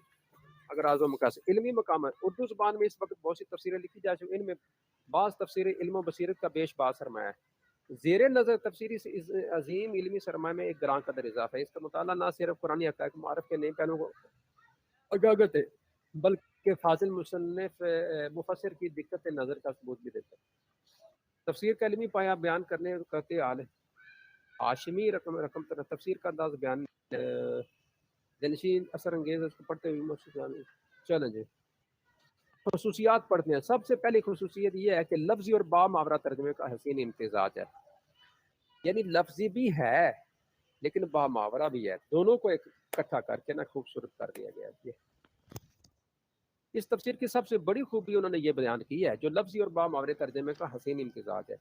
اس ترجمے کے قاری کو وہ مشکلات پیش نہیں آتی جو با محاورہ ترجمہ یا تحت لفظ ترجمہ کے تراجم کے قاری کو درپیش ہوتی ہیں. فاضل اچھا, انہوں نے جو ترجمہ کیا ہے نا وہ زیادہ تر انہوں نے جو اعلیٰ حضرت امام احمد رضا بریلوی جو ہے نا ان کا جو ترجمہ ہے نا کنز الایمان، اس سے انہوں نے یہ لیا ہے، کنز الایمان سے زیادہ تر ہے۔ فاضل مترجم کی عربی زبان و بلاغت کے ساتھ اردو زبان و ادب پر قدرت کے باعث اس ترجمہ میں قرآنی بلاغت پورے طور پر چلتی ہے۔ اچھا، پیر کرم شاہ حضری خود فرماتے ہیں کہ قرآن کریم کے اردو تراجم میں جو میری نظر سے گزرے ہیں وہ عموماً دو طرح کے، ایک قسم تحت لفظ تراجم کے، لیکن اس میں وہ زور بیان مفقود ہے تو قرآن کریم کا ترا امتیاز ہے۔ دوسرا قصہ با محاورہ کا، ان میں دقت یہ ہے کہ لفظ ہی کہیں ہوتا ہے اور اس کا ترجمہ دو سطریں پہلے یا بعد میں ہوتی ہے۔ اچھا، یہ ترجمہ آپ پڑھیں نا تو یہ تھوڑا سا ہوتا ہے، آپ با محاورہ جب ترجمہ کرتے ہیں تو اس میں تھوڑی سی پرابلم یہ ہوتی ہے کہ لفظ جو قرآن پاک ہے وہ کہیں ہے اور اس کا اردو ترجمہ کہیں ہے۔ مثلا قرآن پاک کا ترجمہ آپ پڑھیں نا، با محاورہ کے اندر یہ ہوتا ہے کہ جو آیت آخر میں ہوتی ہے اس کا ترجمہ پہلے کرنا پڑتا ہے، یا درمیان میں ہوتی ہے اس کا پہلے کرنا پڑتا ہے، تو یہ انہوں نے یہ بیان کیا ہے۔ تو اس کا ترجمہ دو سطر پہلے یا دو سطر بعد میں درج ہوتا ہے۔ مطالعہ کرنے والا یہ معلوم نہیں کر سکتا کہ میں جو نیچے لکھا ہوا ترجمہ پڑھ رہا ہوں اس کا تعلق کس کلمہ یا جملے سے ہے۔ وہ فرماتے ہیں کہ میں نے صحیح کی کہ ان دونوں طرزوں کو اس طرح یا کہ جو کر دوں کہ کلام کا تسلسل اور روانی بھی برقرار رہے اور زور بیان بھی، یہ بات ہے، ٹھیک ہے۔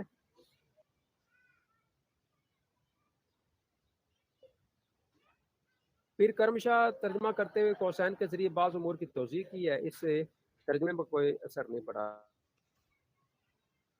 ٹھیک ہے نا۔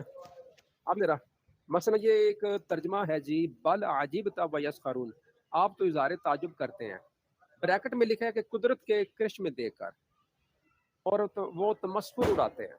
اچھا، یہ جو ترجمہ ہے نا ایک کنز العرفان، یہ کنز عرفان ہے، وہ ڈاکٹر محمد طاہر القادری صاحب کا جو ترجمہ ہے نا، تو انہوں نے بھی اسی طرح کیا۔ مثلا ترجمہ کرتے ہوئے کچھ الفاظ وہ بریکٹ کے اندر لے کر آتے ہیں، اس کی وجہ سے یا اس کی مدد سے ترجمہ سمجھنے میں یا قرآن پاک کا مفہوم سمجھنے میں آسانی رہتی ہے۔ پیر صاحب کا بھی یہی انداز ہے۔ والقرآن ذی الذکر۔ اچھا، سواد اس نصیحت بنا قرآن کی قسم، دعوت محمدی صلی اللہ علیہ وسلم حق ہے۔ یہاں آیت میں جواب ہے، قسم محذوف ہے۔ ایک قسم ہوتی ہے نا، ایک ہوتی ہے جواب قسم، یہ ناوی باس ہے جس کی نشاندہی بذریعہ کوسین کر دی ہے، یعنی سوال اس نصیحت والے قرآن کی قسم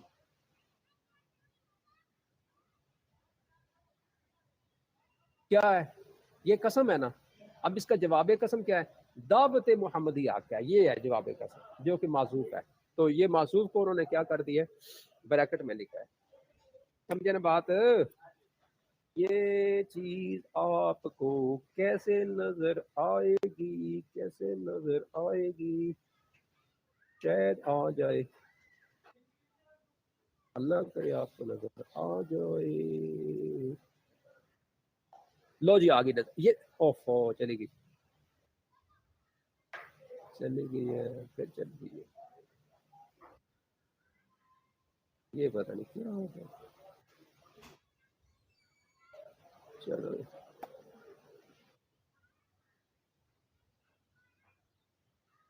نہیں آ رہی، چلے بہرحال کوشش کی ہے، نہیں آ رہی۔ وہ بریکٹ کے اندر لکھا ہوا ہے نا، میں نے کہا آپ کو دکھا دوں نا، تو بار کیا وہ اس میں مجھے کامیابی ملی۔ چلے اچھا جی، ان کی زبان نہایت ترقی یافتہ، دلکش، شستہ، پاکیزہ، رواں، منفرد طرز کی حامل ہے۔ یہ ترجمہ اردو ادب میں ایک گراں، یہ ادبی زبان استعمال کی ہے انہوں نے، ادب بہت بنیادی ماخذ سے استفادہ۔ بنیادی ماخذ دو قسم کے ماخذ ہوتے ہیں جی، ایک بنیادی ماخذ ہوتے ہیں، ایک ثانوی ماخذ ہوتے ہیں۔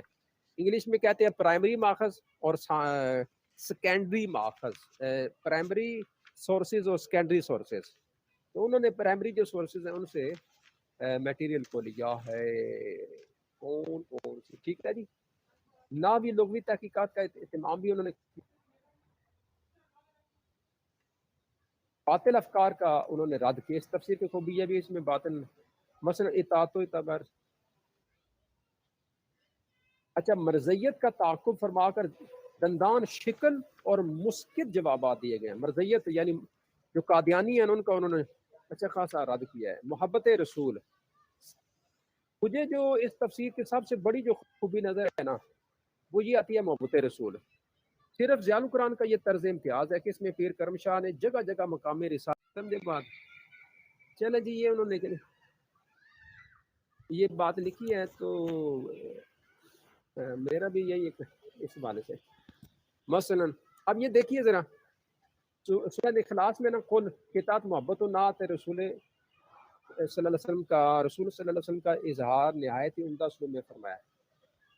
عظمت رسالت کو توحید کی سب سے بڑی دلیل کے طور پر پیش کی. یہ بات ہے کیا بولا، اے حبیب صلی اللہ علیہ وسلم ہم نے آپ کو تمام کمالات کا پیکر رعناب بنا کر بھیجا ہے. اٹھیے آہا اور صدائے دل نواز سے نخوت و پندار کے ان بتوں کو ریزہ ریزہ کر دیجیے. فرعون نے ملک مصر کی حکمرانی سے اپنا دماغی توازن کھو دیا تھا اور خدائی کا دعویٰ کیا تھا. تجھے تو میں نے وہ سلطانی عطا فرمائی ہے کہ تیری انگلی کے اشارے سے چاند دو ٹکڑے ہو جاتا ہے. اس لیے بے مثال سلطانی کے باوجود اگر یہ کہے لا الہ الا اللہ تو کسی حکمران کی یہ مجال نہ ہوگی کہ وہ اپنی خدائی کا اعلان کر سکے. کیا بات ہے، ٹھیک ہے نا. رسول اللہ نے تو یہی فرمایا لا الہ الا اللہ.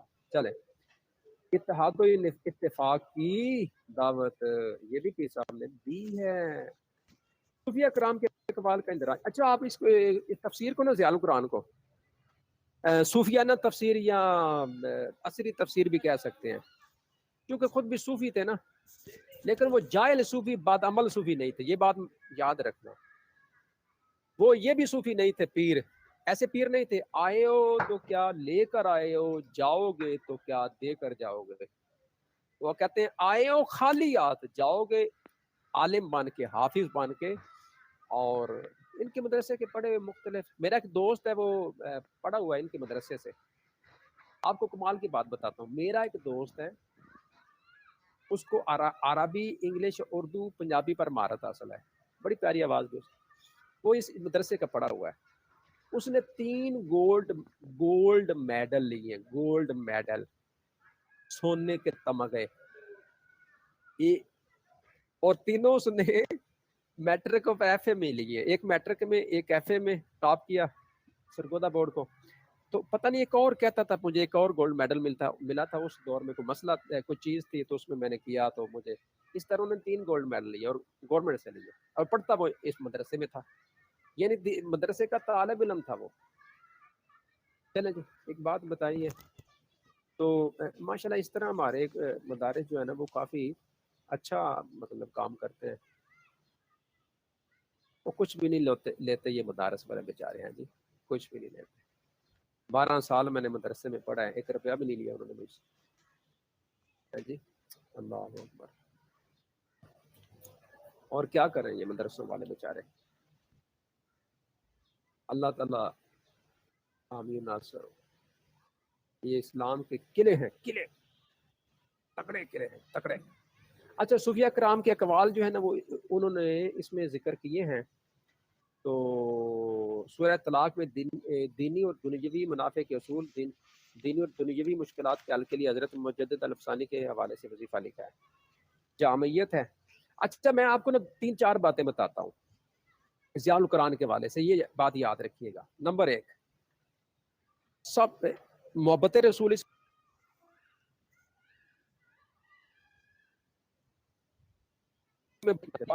تیسری بات جو ہے نا جدید علوم، اور سب سے اہم بات، جس نے اپنی گفتگو کو اچھا کرنا ہے، جس نے اپنے اخلاق کو اچھا کرنا ہے، جس نے بولنے کا ڈھنگ سیکھنا ہے، جس نے انبیاء، صحابہ کرام، اولیاء اللہ کے کو بیان کرنے کا ڈھنگ طریقہ سیکھنا ہے نا، جس نے اردو کو بہتر بنانا ہے، ادبی اردو جو ہے اس نے اگر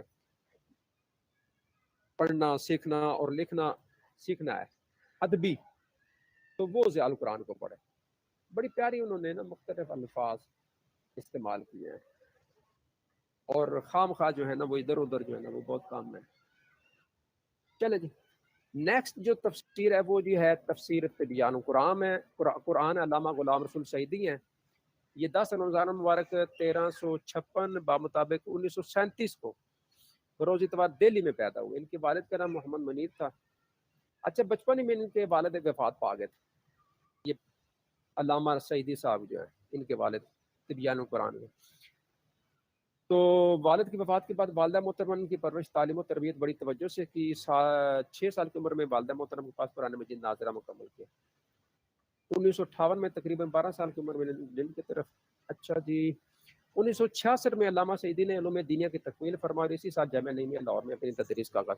یہ لاہور ہے نا جامعہ نعیمیہ گڑی شاہو میں، تو وہاں پر یہ پڑھاتے رہے ہیں. پھر وہاں سے یہ پھر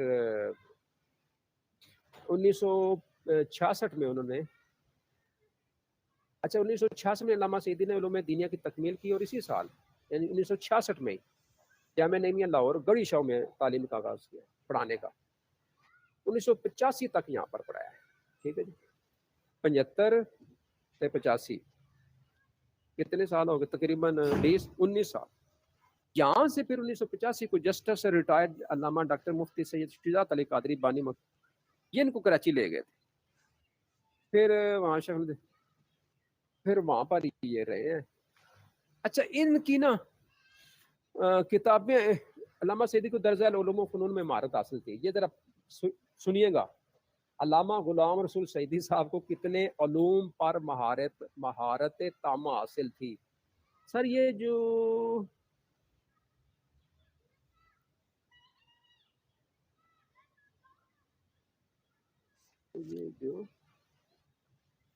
خصوصیت ہے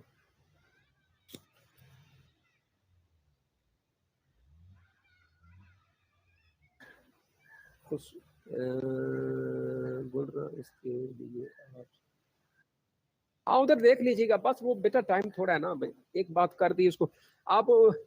اس کے لیے وہ کچھ آپ کو دیا انہوں نے مشورہ، تو دیکھ لیجیے گا. اچھا یہ بیٹا سنیں ذرا، یہ بہت بڑی بات آپ کو میں بیان کر رہا ہوں کہ علامہ سعیدی جو ہیں ان کو کتنے علوم میں مہارت تامہ حاصل ہے. وہ کتنے نمبر 1 علم القرآن، علوم القرآن میں اس کو کہتے ہیں.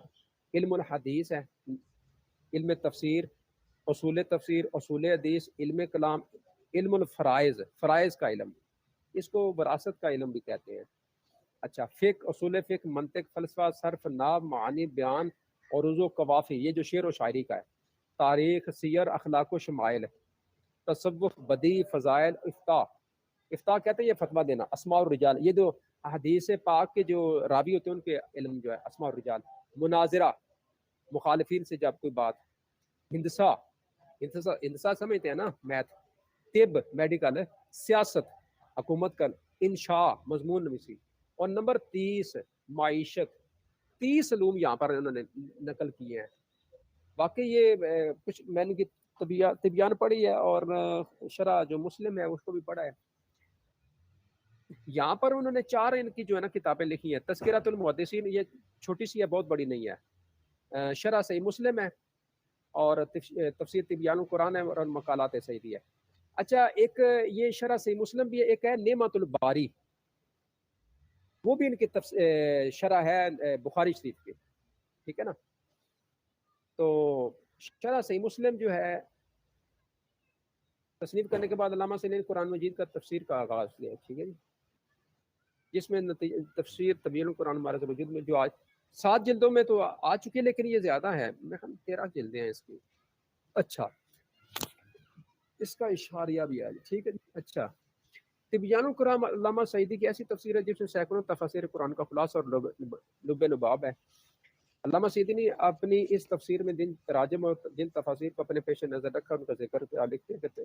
ترجمہ میں نے زیادہ تر علامہ سعید احمد سعید کاظمی کے ترجمہ البیان سے استفادہ کیا، اور تفسیر میں زیادہ تر احکام القرآن، الجامع لاحکام القرآن، البار المید، کافی ساری کتابیں لکھی ہیں. آپ کوئی بھی تبیان القرآن کی کتاب اٹھائیں نا، تفسیر کی جلد اٹھائیں، تو اس کے آخر میں نا مختلف علوم پر کافی ساری کتابیں دی ہوئی ہیں مختلف علوم پر.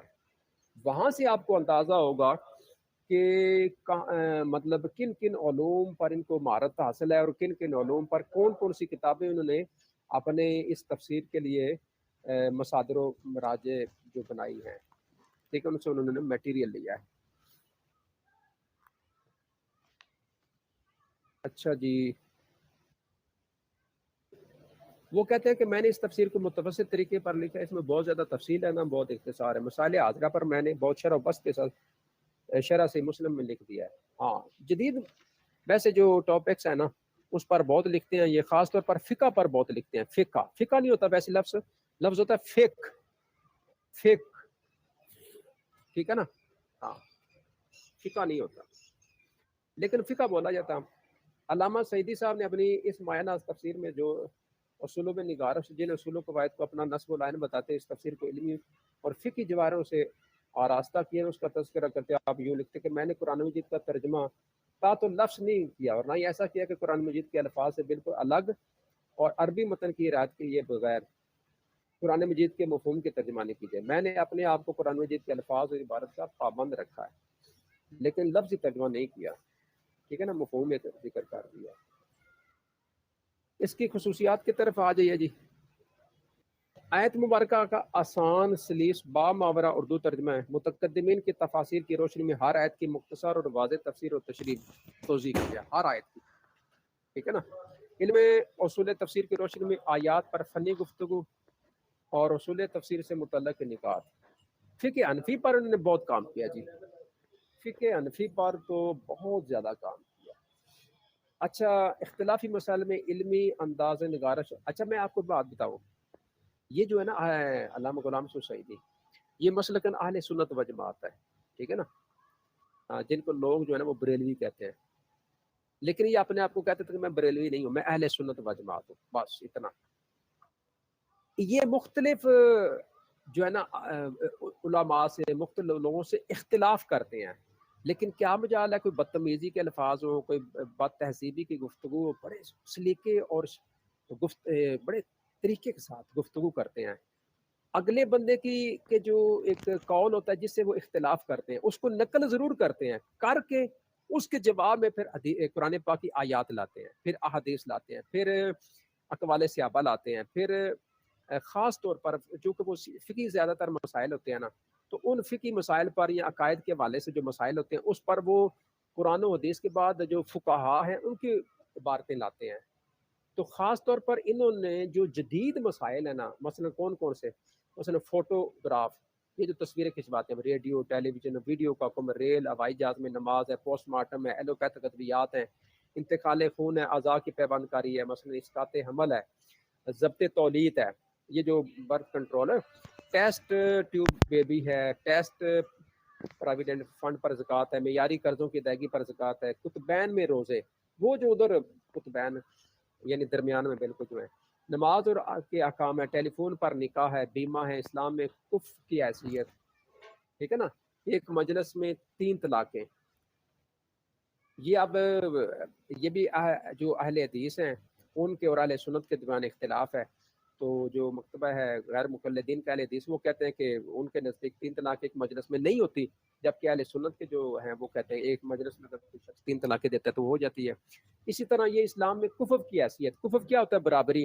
یہ جو لڑکیاں اور لڑکے کچھ اپنی مرضی سے نکاح کر لیتے ہیں بھاگ کر یا اپنی مرضی سے کورٹ میں جا کر، لیکن وہ کفر کا لحاظ نہیں کرتے، تو اس پر بھی انہوں نے گفتگو کی ہے. عدالتی طلاق، عدالت کے اندر یہ جو خواتین جاتی ہیں اب وہاں پر طلاق لے آتی ہیں اور آگے پھر شادی کر لیتی ہیں، خامد کو پتہ ہی نہیں ہوتا. تو یہ بات ہے نا.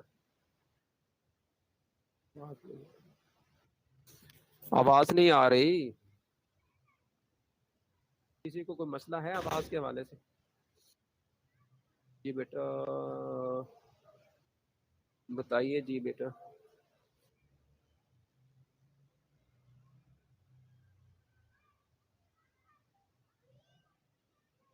چلے ماشاء اللہ. چلے بیٹا جس کو مسئلہ ہو تو پھر وہ نا دوبارہ سے لاگ ان کر لیا کرے نا. چلے اچھا بیٹا، یہ جو میں کہہ رہا تھا کہ ہوتی ہے نا کوئی اس حوالے سے کفر سے ہٹ کر وہ جو کرتے ہیں شادیاں، تو اس حوالے سے بھی انہوں نے ایک نقطہ نظر دیا. عدالتی طلاق، عدالتی طلاق کے حوالے سے یہ ہوتا ہے کہ عورت جو ہے نا وہ خامد کو نہیں بتاتی اور خام جو ایک عدالت ہے اس کو طلاق دے دیتی ہے، اس والے اس کی کیا نظریہ ہے؟ سود اور حدود تعزیرات، انعامی بانڈز ہیں، بینک نوٹ ہیں، افراط زر کی پیچیدگیاں، غزوہ بدر میں قتال ملائکہ کی تاکید، انگریزی دوا پرفیوم وغیرہ شرعی حکم ہے. تو اس طرح بڑے مطلب عبد النبی نام رکھنے کی تاکید، فاسق کی امامت زکوٰۃ میں، یعنی کافی سارے انہوں نے مسائل پر گفتگو، فقہ پر بہت جو جدید فقی مسائل ہیں نا اس پر بہت انہوں نے کام کیا ہے. تو مصنف نے اپنے ہر مسئلہ میں معروضی طرز تحقیق.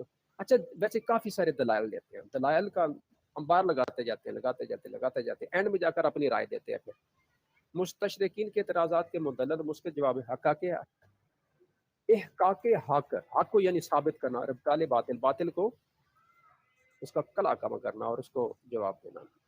قرآن و حدیث سے حنفی مسلک اہل سنت کے صحیح ترجمانی، ہر مسلک میں دلائل برائن کا انبار. تقدیس الوہیت، یہ دیکھیں ذرا، تقدیس الوہیت، اللہ تعالیٰ کی جو تقدیس ہے، پاکی ہے، توحید ہے جو، تو اس کی بات، ٹھیک ہے نا. عظمت و عصمت انبیاء علیہ السلام، یہ بات انبیاء کرام کی جو عظمت ہے اور عصمت ہے، جو عصمت کیا ہوتی ہے، وہ یعنی وہ بالکل معصوم ہے، معصوم. احترام صحابہ رضی اللہ تعالیٰ عنہ اور اولیاء اللہ کی چاشنی، یہ 1400 سالہ تفاسیر قرآن کا حاصل ہے. تو یہ ساری چیزیں جو خاص طور پر مجھے جس چیز نے زیادہ جو جن چیزوں نے مجھے متاثر کیا تبیان القرآن کے اندر، وہ سب سے بڑی بات یہ ہے کہ یہ حوالہ بہت دیتے ہیں. اتنا میں ایک پورے یقین سے کہتا ہوں، آپ ساری تفسیریں اس وقت جتنی بھی اردو کے اندر موجود ہیں پڑھ لیں، جتنے پیٹنٹ اور مکمل حوالے انہوں نے دیے ہیں شاید ہی کسی نے دیے ہوں. مکمل حوالہ دیتے ہیں، مصنف کا پورا نام، مکمل کنیت یہ وہ، پھر اس کا متوفا دیتے ہیں، پھر کتاب کا پورا نام دیتے ہیں، پھر ناشر، مقام اشاعت، سن اشاعت، طبع اولا ہے، ثانیہ ہے، جو بھی ہے، پھر اس کے بعد مہینہ، پھر سال، پھر جلد نمبر، پھر اگر حدیث پاک کی کتاب ہے تو اس میں باب دیتے ہیں، فصل دیتے ہیں، رقم الحدیث دیتے ہیں، اور اس طرح کا پورا حوالہ دیتے ہیں. تو یہ سمجھے کہ جب میں نے ایم فل کا تھیسس لکھا تھا نا، اس وقت میرے پاس ٹائم کم تھا. اب مجھے اس وقت بڑی پریشانی ہوئی، تو میرا جو تھا وہ تھیسس تھا تقابل ادیان پر، ٹھیک ہے نا، concept of charity and semantic religion, جو اس میں تھا، وہ مطلب وہ بڑی پریشانی یہ تھی کہ ٹائم بھی کافی گزر چکا، اور یہ اب اس کے بعد میٹیریل کچھ ملا کچھ نہ ملا، اور جو دوسرے لوگ ہیں اس جو کرسچن ہیں وہ وہاں پر جانے میں بڑی دقت ہوتی تھی، ان کے جو لائبریریاں ہیں. تو اب مجھے جو ہے نا ایک بہت بڑا سہارا دیا تبیان القرآن نے، شرح مسلم نے. وہاں سے میں چیزیں دیکھتا تھا تو پھر اصل چیز کی طرف پہنچنے میں بڑی آسانی رہتی تھی. مجھے پتہ چل جاتا تھا کہ یہ کتاب، یہ مٹیریل یہاں پر پڑا ہے، اور اس کا حوالہ پھر دیتے تھے کہ یہ چیز جو ہے نا وہاں پر پڑی ہے. یعنی وہ جب پورا آپ کو حوالہ مل جاتا ہے تو پھر آپ وہاں پر چلے جاتے ہیں. اچھا اب وہ پھر مجھے بڑی آسانی رہی، تو میں پھر ان کے لیے ظاہر ہے دعائیں کرنی چاہیے، جن سے فائدہ حاصل کریں آپ، تو پھر ان کو دعا دینی چاہیے. اس میں کوئی مطلب کنجوسی کا مظاہرہ نہیں کرنا چاہیے. تو اللہ تعالیٰ ان کو آباد رکھے، اور اللہ تعالیٰ ان کی قبر پر کروڑوں رحمتوں کی بارش نازل فرمائے، جنہوں نے بھی قرآن کیا سب پر، اور بالخصوص ان پر، کیونکہ انہوں نے میرے مشکل وقت میں، مجھے یونیورسٹی کی طرف سے بہت تھوڑا ٹائم ملا تھا، بہت مطلب مہینہ کے 2 مہینے، انہوں نے کہا جس کے اندر اگر آپ سبمٹ نہیں کرواتے تھیسس تو پھر آپ کی رجسٹریشن جو ہے وہ اس کو یہ کر دیں گے وہ. اور مجھے بڑی پریشانی، وہ دن میرے لیے موت و یاد کی کشمکش کے دن کے تھے. بس وہ صحیح میں بہت ہی پریشان تھا. پھر اللہ کا شکر ہے یہ پھر کتابیں ملی، پھر کافی سارا سہولت ہے. پھر مجھے کمپوزر نے بہت میرا رگڑا لگایا. کمپوزر نے پیسے سارے لے لیے، اور پھر کمپوزنگ نہیں کر دیتا تھا، پیسے ایڈوانس میں لے لیے. اچھا جب کمپوزنگ کی تو پھر اس کے اندر وہ لائنوں کے اندر سپیس بہت زیادہ کر دی. میں نے کہا اللہ کے بندے، تو یہ تو اس پہ یونیورسٹی کی ڈیمانڈ ہی نہیں ہے. نہیں جی ہمارے پہ یہ ہوتا ہے وہ ہوتا ہے. اصل میں یہ ہوتا ہے کہ وہ جو سطریں ہوتی ہیں ان کے درمیان وہ سپیس زیادہ رکھتے ہیں، تو پھر ان کے پیسے زیادہ بن جاتے ہیں. اب وہ یونیورسٹی کو وہ نہیں پھر کرتے، وہ اپنے آپ کو دیکھتے ہیں کہ فائدہ کہاں پر. تو بہرحال کیا اس کے بعد پھر میں نے، اللہ کا شکر ہے اللہ تعالیٰ نے کرم فرمایا. نیکسٹ جو تھیسس تھا اس میں نے کہا نہیں، اب میں نے کمپوزروں کے پاس نہیں رگڑا لگوانا اپنے آپ کو. پھر اللہ کا شکر ہے خود ہی سے جو ہے نا تھوڑا بہت ایک اچھا ایک شاگرد مل گیا اور اس نے مجھے تھوڑا بہت یہ لکھنا سکھا دیا. ٹھیک ہے نا. اچھا بندہ اچھا ہوتا ہے نا, اس لیے اپنی سہیلی رکھنی ہے تو کسی اچھی کو رکھے, دوست رکھے, لڑکے نے رکھنا تو کسی اچھے کو رکھے. اب آپ بے راہ روے کسی لڑکے کو, کوئی لڑکا لڑکے کو رکھے گا, نشئی کو رکھے گا, بے نماز کو رکھے گا, آوارہ گرد کو, لوفر کو رکھے گا, تو وہ خود بھی اسی طرح کا ہو جائے گا. اگر اسی طرح لڑکی ہے وہ اپنی جو دوست ہے کسی اس طرح کی رکھتی ہے تو اس لیے اپنے دوستوں کا جو چناؤ ہے نا, اس چناؤ میں آپ احتیاط برتا کریں. ٹھیک ہے. اب وہ بظاہر میرا دوست بھی تھا, میرا شاگرد تھا, لیکن اس کی وجہ سے مجھے بہت فائدہ ہوا. یہ بات سمجھے آپ بات. ہمیشہ میری بات یاد رکھنا, ہمیشہ ہمیشہ ہمیشہ پلے باندھ لے. یہ بات ہے نا, جس طرح پرانی عورتیں ہوتی نا پنجاب, وہ کوئی چیز ان کو دیتے تھے نا تو وہ کہتے تھے بھائی یہ ہے نا میرے پیسے ڈگ پینے, وہ اپنے پلے باندھ لیا کرتے تھے. سمجھے آپ بات جی. تو میں آپ کو ایک بات بتاتا ہوں, وہ پلے باندھ رہے, وہ یہ ہے کہ انسان کا دوست, انسان سے مرد بھی ہے, عورت بھی ہے, لڑکی بھی ہے, لڑکا بھی ہے, انسان دونوں کو کہتے ہیں, آدمی بھی دونوں کو کہتے ہیں. انسان کا جو دوست ہوتا ہے وہی اس کو نیک بناتا ہے, اور وہی اس کو بدکار بناتا ہے, وہی اس کو پڑھا لکھا بناتا ہے, وہی اس کو جاہل اجاڈ اور نکھٹو بناتا ہے, وہی اس کو محنتی بناتا ہے, اور وہی سب کچھ بناتا ہے. وہی اس کو کامیاب انسان بناتا ہے, اور وہی اس کو نشئی اور چرسی بناتا ہے, اور اس کو جہاز بنا دیتا ہے. یہ بات یاد رکھنا بیٹا, سارا کچھ جو ہے نا سب سے زیادہ اثر وہ اپنے دوستوں سے لیتا ہے. اس لیے اپنے دوستوں کو بناتے ہوئے انتہائی زیادہ احتیاط برتے.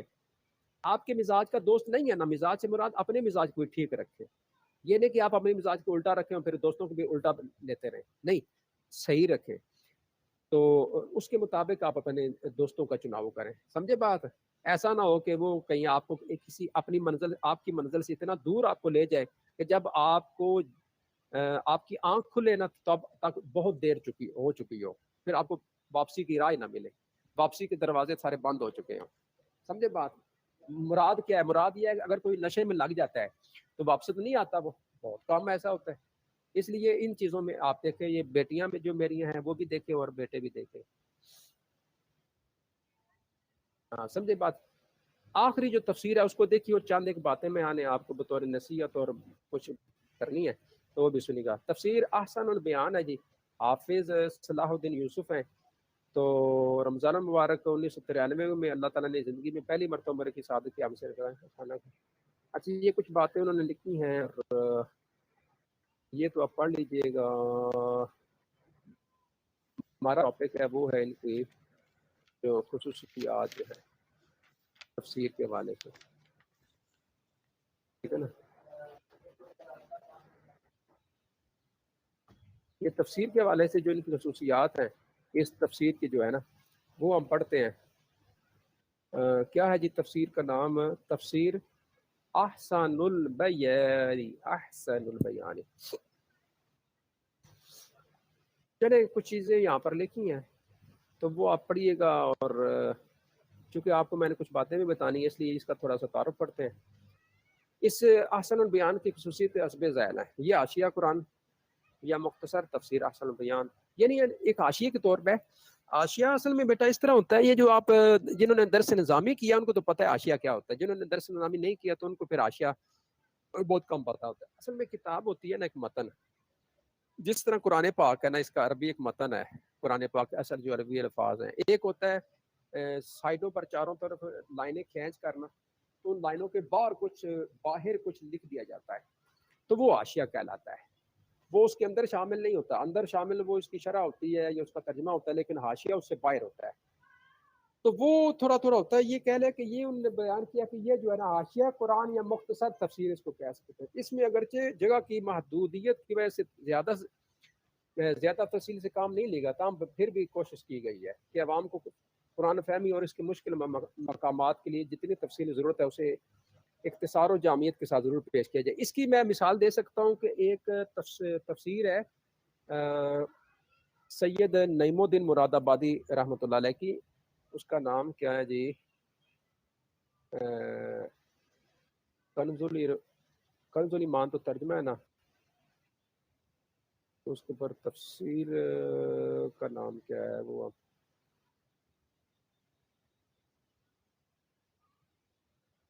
وہ ان کی تفسیر ہے تو وہ بھی اسی طرح ہی ہے حاشیہ ٹائپ کی. یہ سید نعیم الدین مراد آبادی کی جو تفسیر ہے اس کا نام کیا ہے میرے ذہن سے اتر گیا ہے, یہ اکثر پڑھتا بھی رہتا ہوں, تو وہ بھی اسی حاشیہ ٹائپ کی ہے, بالکل مختصر سی, بالکل مختصر سی. اس کے میں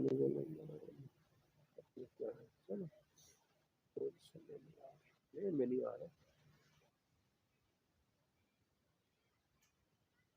وہ اسی طرح کیا ہے.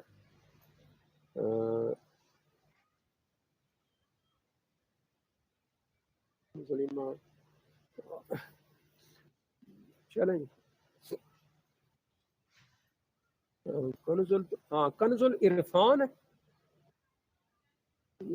یہ اس طرح. چلیں بالوں ہوگا نہیں, کنز العرفان.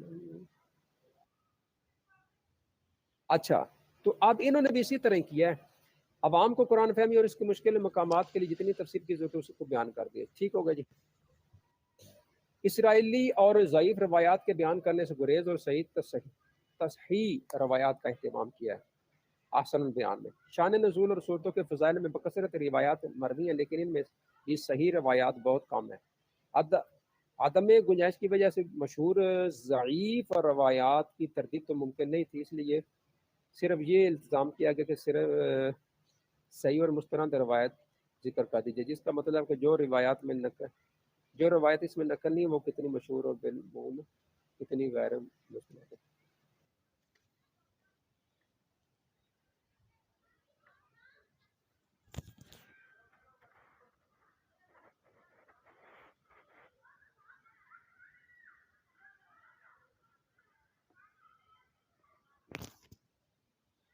فارس کے عاطف پرستوں کے یہاں بالخصوص یہ لفظ استعمال ہوتا ہے جو دو خداؤں کے قائل ہیں, ایک کو وہ اہرمن اور دوسرے کو یزداں کہتے ہیں. اسی طرح انگریزی کا لفظ گاڈ ہے جسے اہل تثلیث اور بھگوان کا لفظ ہے, جسے مورتیوں. اچھا یہ خدا نہیں کہنا چاہیے, یہاں پر انہوں نے اس کی وضاحت کی ہے جسے مورتیوں کے بجائے. اچھا یہ کہتے ہیں کہ اردو میں اللہ تعالیٰ کے لیے خدا کا لفظ بول چال اور تحریر میں عام ہے, یہ اس کو انہیں وضاحت کر دیتا.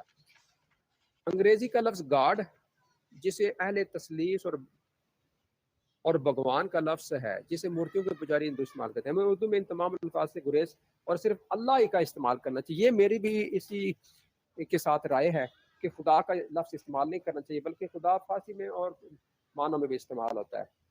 ٹھیک ہے نا, یہ بہتر بھی ہے اور باعث ثواب بھی. بنا بر اس کیونکہ اللہ تعالیٰ کا جو اس میں جلالت ہے, اصل نام ہے وہ بھی اللہ ہی ہے نا, اس لیے اس کوشش میں کہ خدا کا لفظ سوائے ناگزیر تراکیب کے کئی استعمال نہ ہو. اس میں جو ترجمہ دیا گیا وہ دراصل محمد جوناگڑی کا ہے, جن کے مترجم نے تفسیر کے ساتھ اس میں البتہ.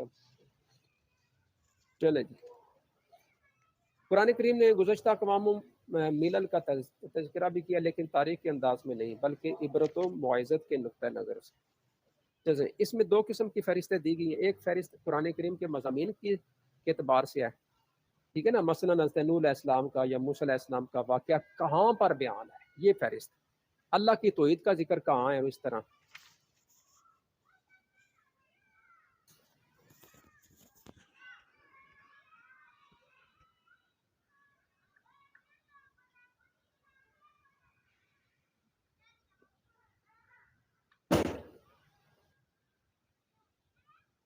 ہاں یہ جو تفسیر ہے نا, وہ جو میں نے آپ کو بتایا تھا اس کا نام ہے خزائن العرفان.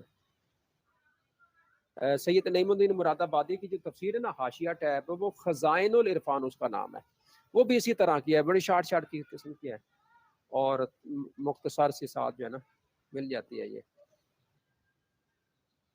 ترجمہ اس کا وہ کنز الایمان ہے اس طرح. چلے خزائن العرفان, یہ میرے ذہن سے اتر گیا تھا, شکریہ بھائی. چلے جی.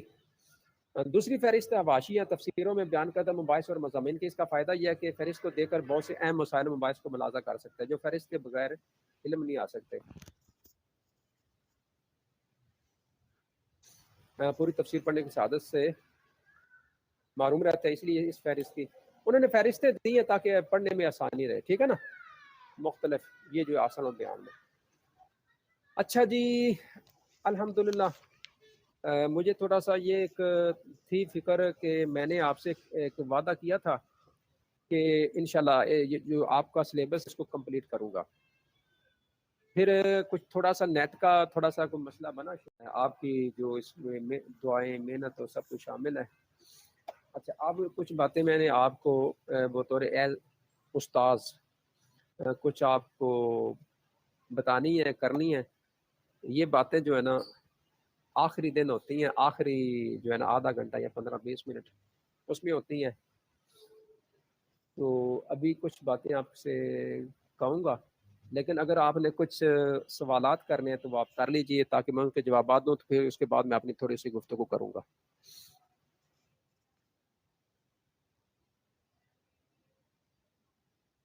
جی بیٹا، کچھ سوال اگر کرنا چاہے تو ضرور کیجئے.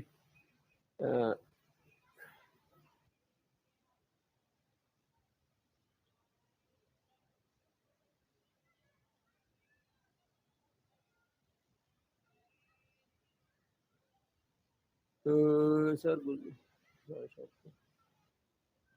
گزارشات آج کے گزارشات نہیں ہوتے، استاد سے کہتے ہیں جی آپ ارشاد فرمائیے، حکم فرمائیے. گزارشات جو ہوتی ہیں نا بیٹا وہ گزارش سے ہے. گزارش جو ہوتا ہے وہ مطلب شاگرد استاد سے کرتا ہے، اولاد والدین سے کرتی ہے، مرید پیر سے کرتا ہے، چھوٹا بڑے کو گزارش کرتا ہے.